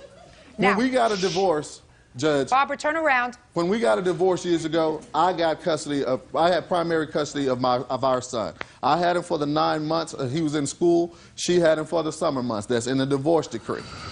Okay, after Kelvin stayed with me for the first 4 years, then with Barbara kept calling and complaining and crying to him, saying how much this and how much that, he asked me, he said, "Daddy, can I go stay with my mom, son?" I said, "Okay, son, I don't have a problem with that. If that's what you want to do, I'll let you do that."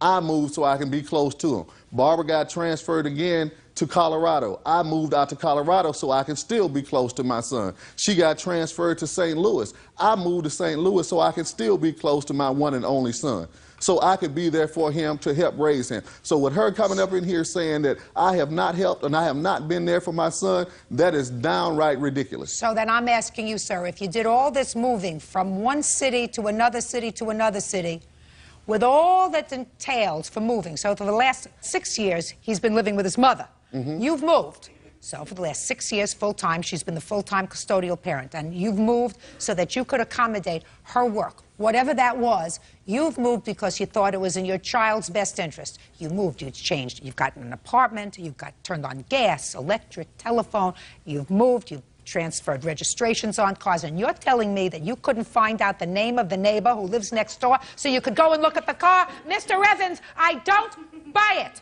Judge, Now, if she had allowed me the opportunity to do that before she moved ahead, then that's what would have happened. But she did not allow me the opportunity. Oh, stop That's it. just like after Stop the car... Stop crying. Judge Judy continues in a moment. And later today, The cops told me they allowed her to break in because if you lock yourself out, you're allowed to break in. Police told her she was allowed to break in to get her stuff? Is that what you just said to me? The police allow you to break in if you lock yourself out. Is that what you're telling me? Yes. real cases, real people. Judge Judy. Barbara Evans Cunningham says ex-husband Bruce Evans owes for his share of a Honda Accord purchased for their son. Bruce says Barbara didn't consult him first. Now, I find first that you did in fact agree to pay for half the car. That she in good faith called you and said to you before she purchased the car, I have the ability to purchase this car that I think is a good deal. You said to her, is it a good car? I'd like to come and take a look at it. You're leaving it up to her. And she's a working gal too, I gather, because you say that you moved to accommodate her career, which means that she probably earns more than you do. So that she's a busy girl. So instead of you making the appointment with the neighbor, because I'm sure this is a perfectly nice person that she purchased the car from, and you're not a bad man. I mean, you're not an ex-convict, are you? No. Good. So the neighbor wouldn't suggest, I don't want him near me, or near my house, or near my children, or near my family. You're just a nice man. You're a nice man who's got a child who needs a car, a teenager. And you say, listen, I want to come and take the car out because I understand that my ex-wife wants to buy it. That's a very simple thing. Very simple. You chose not to do that. You chose to say, you make the arrangements. And when she didn't make the arrangements, she said to you, give me the $850. You said no. Judgment for the plaintiff in the amount of $850. That's it. Parties are excused. You may step out. Bruce has been very downright evil to me. He has always manipulated the system. He has never held a full-time job in his whole life. My ex-wife is just disgruntled. That's all it is. I have no reason to be disgruntled and upset because I have a very wonderful life. And my life got better after I got rid of him. For her to get in court and say that I'm not there to take care of my son or not help with my son, it's just downright ridiculous. I'm gonna applaud and scream with hallelujah when you're out of all of your money. You're nothing but a freeloader. So Barbara just got some evil ways about her, I guess, and that's all it is. Don't have babies for men that don't take care of their responsibilities. And now the next case. All parties in the matter of Dutcher Wilson versus Lake. Step forward, please. 17-year-old Melissa Wilson and her mother, Sue Dutcher, are suing Melissa's half-sister, 23-year-old college student Beth Lape, for the return of Melissa's personal belongings. Beth is countersuing for rent and for a broken front door. Melissa. Yes. You are how old? 17. This is your sister. Yes. These two young ladies are your daughters. Is that right? That's correct. According to your complaint, Melissa, you moved in with your sister. Yes. And you have a child who's 4 years old? Yes, I do. And you moved in with your child. Yes, I did. It didn't work out. You left. Yes. And your sister refuses to return property that she says she has that belongs to you, and she acknowledges that she has property that belongs to you. She says you can have the property back when you pay her what you owe her in rent. As far as her counterclaim against your mother is concerned, she says that you have harassed her and some other nonsense, which I'm sure she'll tell me about when I give her a brief opportunity. What property do you have that belongs to your sister? Clothing, personals, a couple toys of her daughter's. Why haven't you given it back to her? When she stayed with me, what happened at the beginning of August of this year, she had called me. We started talking more often, 2-3 times a day. She wanted to move into the city because she lived about an hour away from the city. And she expressed to me on several occasions she wanted to come stay with me. And I said, right, the first couple of weeks she moved, I went and got her on the 17th of August. She wanted to stay. I said, you know, the rest of the month, the 2 weeks, you know, fill out applications. You don't have to worry about, you know, just pick up after yourself. And if I needed to babysit here and there, you know, for that or whatever, then that's okay. Prior to moving into your house, who was she living with? She was living with her father and stepmother. Let me cut to the chase, my dear. Mm-hmm. Your sister is 17 years old. Mm-hmm. You can't make a contract with her for rent. Do you understand? I understand. Yes, I do understand. Good! That's what the law says. The law says unless a court has emancipated her, and I don't hear that any court has emancipated her, she's 17 and she cannot enter into a binding contract to pay you rent. You cannot withhold her property. Do you understand? Mm-hmm. Good. So 5 days from today, you are to box her property and make sure you box it appropriately and keep it all in I already good boxed it order. up. Yeah. And she will make arrangements to come and pick it up. Thank Understood? You. Yes. All right. Now, you have a counterclaim against your mother. Mm-hmm. You want to tell me what that's about? Yes. On the 8th of October, they had come to my house. For what? She had to get her stuff. She had a key. Okay, she came to your house to get her property With the that you cops. previously would not give her. Exactly. Okay. She came with a cop. They kicked in the door. Now, she had a key. I still don't understand why they kicked in my door. Who kicked in your door? Both of them. I have a police report if you'd like to see it.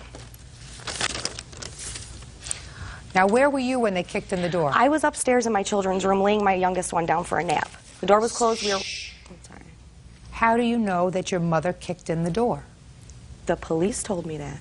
That's hearsay. It's in a police report. They both kicked it in. And also my witness. She did see the incident, what happened that day. Step up. Are you a neighbor of hers or a friend of hers? I'm her half-sister. When did you arrive at her home that day? I'd say between about 4:30 and 5 o'clock. Were you there when the police arrived? When I pulled up, there was 2 police cars. I noticed her mother's van there, also her other sister's vehicle there.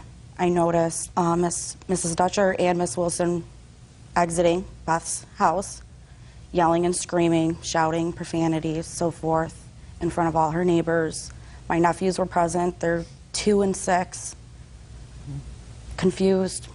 So that my question to you is, you did not see anybody kick in the door? No. How did you push in the door? She unlocked the door with a key. She had a child's riding vehicle jammed between the wall and the door so that we couldn't push it all the way open. And a part of the door did break. It wasn't the lock on the door, but it was the part in the door jamb. Okay. The latch. The cops told me they allowed her to break in because if you lock yourself out, you're allowed to break in. Oh, just a minute. Yeah, Wait. I mean, I told you that's hearsay, but you're telling me now that the police told her she was allowed to break in to get her stuff? Is that what you just said to me? The police allow you to break in if you lock yourself out. Is that what you're telling me? Yes. Yeah. So you're allowed to break in, but it's a rental property. You're still responsible for it. Just a second. You're still So what are responsible you for the telling door. me? What are you talking about? You're still responsible for the door. If you break your own property, it's a rental property. You still Let have me to tell pay you for something, it. my Then dear. the landlord would sue us. Let me tell you something, my dear. It could all have been avoided if when your sister left, you let her take her clothing, the baby's toys, and said this didn't work out. What you said to her was, you're not getting the stuff until I get the rent.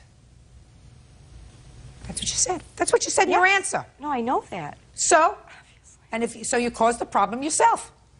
You cannot withhold her property. I didn't make her lock. She had a key. Grow up. Your case is just, listen to me.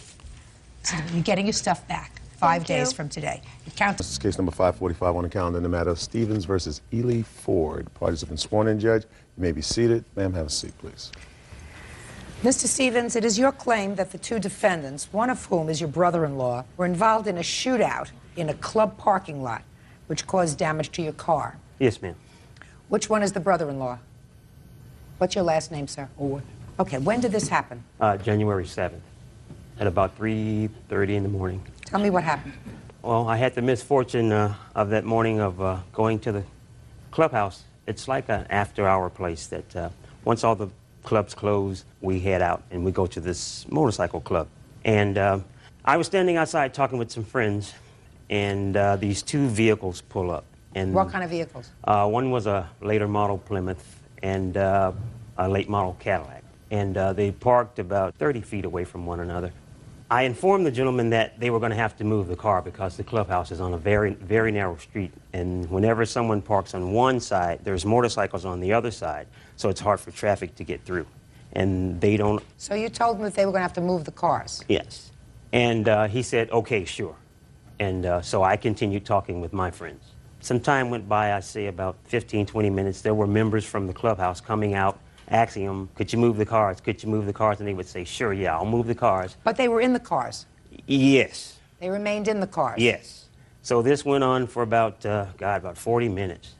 And then some more members came out, and they asked the guys to move the cars again. And they said, sure. And they went back in, and they didn't move the cars. Who went back in? The other members of the club. Meanwhile, the two strangers in these two vehicles remained in their cars? Yes, ma'am. Go ahead. They had moved, so my brother-in-law came out. He was about to get going here, and I know him. I don't understand that. You have to explain that to me. He was about to get after these guys to get them to move the cars. He's kind of like the enforcer there. He's not true, Your Honor. Okay. He's the guy that they want on the gate. He's the guy that makes sure everybody pays. He's the guy that doesn't take any crap off of anybody. So I immediately headed him off. I caught him in the middle of the street before he could approach the gentleman, and we were face to face. And I basically told him, hey, look, man, these guys got guns, man. Don't come out here talking. How do you know that they had guns? They showed me guns. When did they show you the guns? About the third time that they were asked to move the cars. One of them, the guy, I know him as Big Mike. He stood back and he lifted his shirt. Stood back how? He got out of his car, and he stood back, and he said, nobody better, can I swear?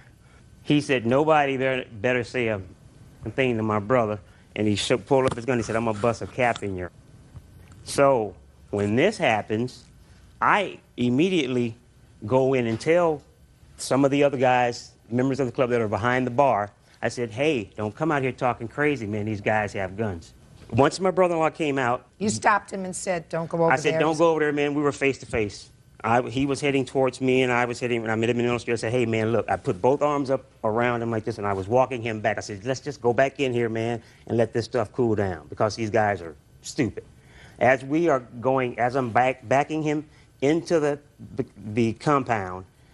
The other defendant, Mr. James Ely, he kind of comes out and kind of walks sideways down the fence with his gun in the air like this, waving it like it's... He came out and he had it up in the air, doing it like this. So I get Peanut in, I get my brother-in-law in, and then Ely kind of walks in behind us. Okay, we're all inside the compound. So now you're all in the club. Right, we're all back in, there's a little compound area. We're back inside the fence. It's a fenced-off area. Okay, about a minute and a half goes by, and I hear pow, pow. And then I hear Mr. James say, "Oh, I've been hit." And then he turns and he starts firing. Just shooting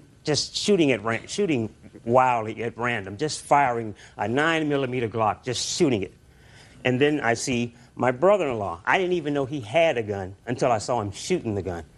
So I'm out there in the streets with two guys with guns, and I don't have one. So your car was hit by gunfire? Yes, ma'am. So how are you certain that it was either of the two defendants' guns that caused the damage to your car? Well, the guys were shooting in they were shooting towards the clubhouse, and so they were returning fire towards the guys. Towards your car? Right, because the guy that shot Mr. James, his car was parked parallel to mine. Where were you shot, Mr. James? I was shot in the chest on the right side, went in the right side, out underneath here, and in my arm. The bullet is still in my arm. I'm right-handed.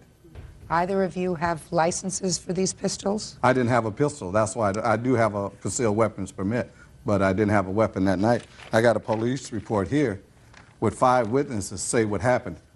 Let me see the report. And none of them ever said I had a gun.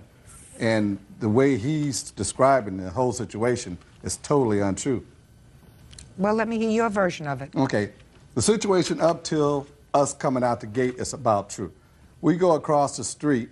Nathaniel's ahead of me. He's talking to the guys. I walk over there. All of a sudden, I see one of his friends pull a gun out behind Nathaniel. I said, "No, you can't do that." By that time, there's a crowd of people out in the streets looking at this. So we back up and walk into the yard. It's a fenced-off yard.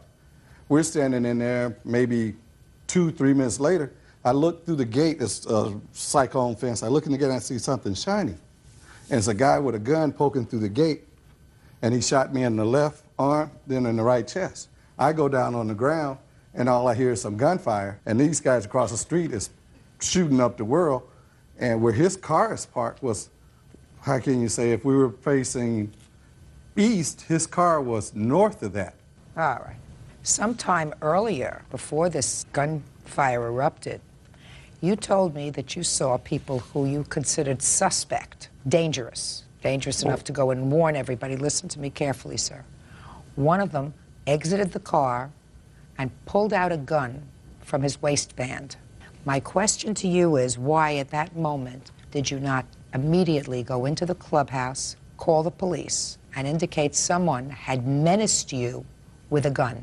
Well, that was I'm not a member of the club, okay? I don't have access to a cell phone or anything. This is why I went in to tell these guys. No, Mr. Stevens. Why didn't they call the cops? You're just shifting responsibility, sir. Real cases, real people. Judge Judy. Clarence Stevens says during a gun battle outside a biker bar, his car was shot up. He says Nathaniel Ford and James Ely owe for repairs. You saw them get out of the car, one of them, pull out a gun, threaten you, anybody else, whoever else was there. You can't tell me you're not a club member, so you couldn't go and use the phone. Well, that's ridiculous. This is why I told you. He has free access to the clubhouse. We know who Clarence is. He come in and out. We talk and socialize. Your Honor, I don't come to the club like this and get on the phone and do all these things. I don't want them to sit here and make it seem like I'm like a brother to these guys. That's not the case at all. Mr. Stevens, instead of trying to anticipate what you're going to say, why don't you listen to me? When you saw this person who was clearly out for no good because it ended up him shooting somebody, why didn't you go in and call the police? And don't tell me you're not a club member and you didn't have a cell phone. I don't want to hear that. I didn't have any access to the phone, Your Honor. I was outside talking to my friend. I went in to tell them not to come out. I said, these guys out here have guns, thinking that maybe they would call the cops. Why didn't you call the police? I didn't have a phone, Your Well, Honor. Mr. Stevens, you didn't have a phone, so fix your car. I don't know whose guns caused Your Honor, the damage to can your I car. say something? Your Honor, look, this kind of stuff, you see this picture? Just last week on the 10th, these kinds of things have been happening for the last 14 months. This lady's dead, Your Honor. She's got 3 kids. You see what I'm saying? This kind of stuff goes on. Nobody called the cops down there. Then these guys are irresponsible. I beg your pardon, I was on the phone. Just a second, Mr. Stevens. This is a court, so I have to fix responsibility, and I am not saying that any actions that they involved themselves in on that day was appropriate. Certainly, even according to your complaint, before there was any gunfire, exchange of gunfire, this gentleman was shot, and then gunfire erupted back and forth. So I want you to listen to me very carefully, sir. Who did you go to the club with that night? Myself. Okay. So it's 3:30 in the morning. You've already been to another club. How did you get to the club? I drove. And I assume that you weren't intoxicated? No. Perfect.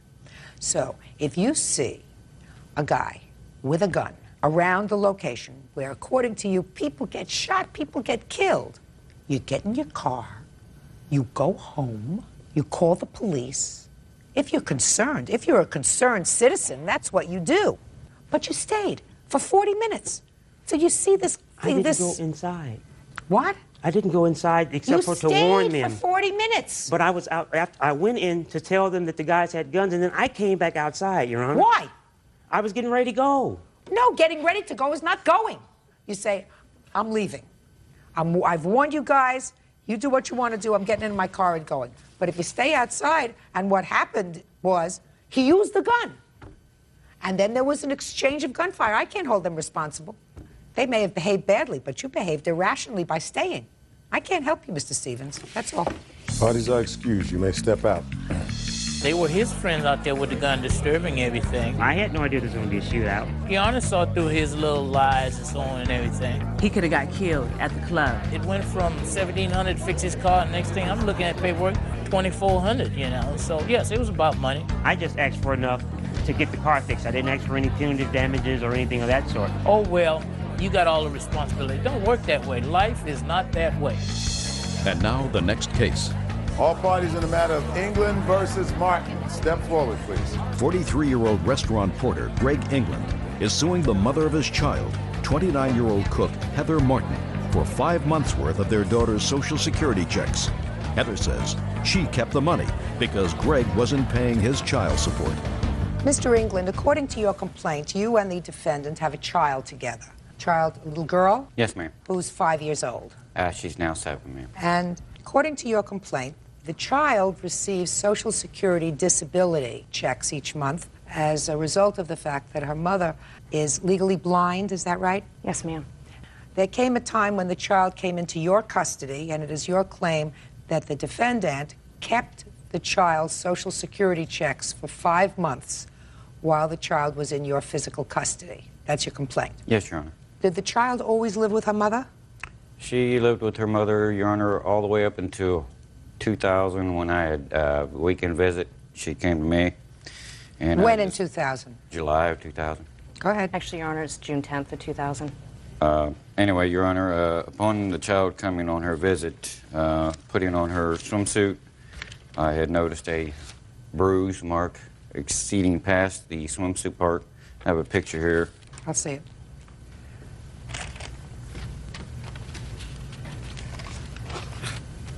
I then notified the Columbus Police Department to have a report made in my home, and from that point on, I took her to Children's Hospital where this picture was taken. All right, and I gather from the papers that I read that the child was physically abused by a male friend of yours. Is that right, Ms. Martin? Yes, ma'am. That was the original claim, yes. The case had actually been bumped down to a neglect case. Against you? Yes. What date, sir, were you awarded custody? Full custody was on the 17th of 2001 of August. Did you receive any Social Security checks from June 10th of 2000 to August of 2001? March of 2001 is when I started receiving them. What was the amount of each check that you received for the child? $312. Now, when you received those checks, Ms. Martin, what did you do with them? I spent those checks on school clothes, snacks and food for her. I also used that on electric, gas, phone bills, because of the fact I wasn't receiving any kind of child support from him for the whole 4 years that I was supporting her. Okay. Mr. England, Yes, ma'am. was there ever a time that you lived with Miss Martin? We lived together from 93 to 96. From 1996 until June of 2000, were you under a child support order, sir? No, ma'am. We had a verbal agreement to $50 per paycheck or $100 per paycheck because I got paid bi-weekly. Do you have any proof, sir, that you actually paid this money? No, ma'am, I don't. I didn't have any receipts from her. How many times did you give her this money, sir, over the course of the 4 years? Every other week.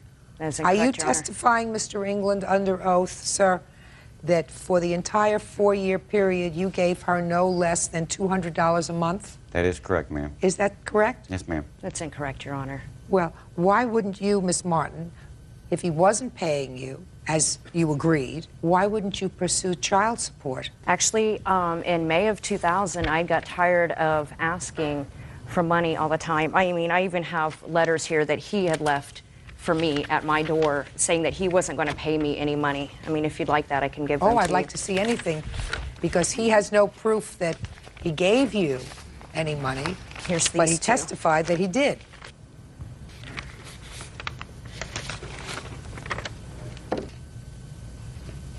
This is a very nasty note, Mr. England. This looks as if there had been ongoing problems with regard to your seeing your daughter.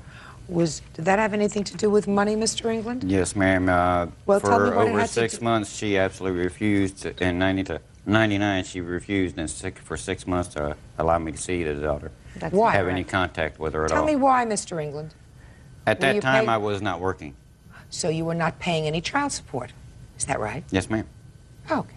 So when you told me before, sir, that each month from 1996 until June of 2000 you had paid regularly $200 a month, that was not true.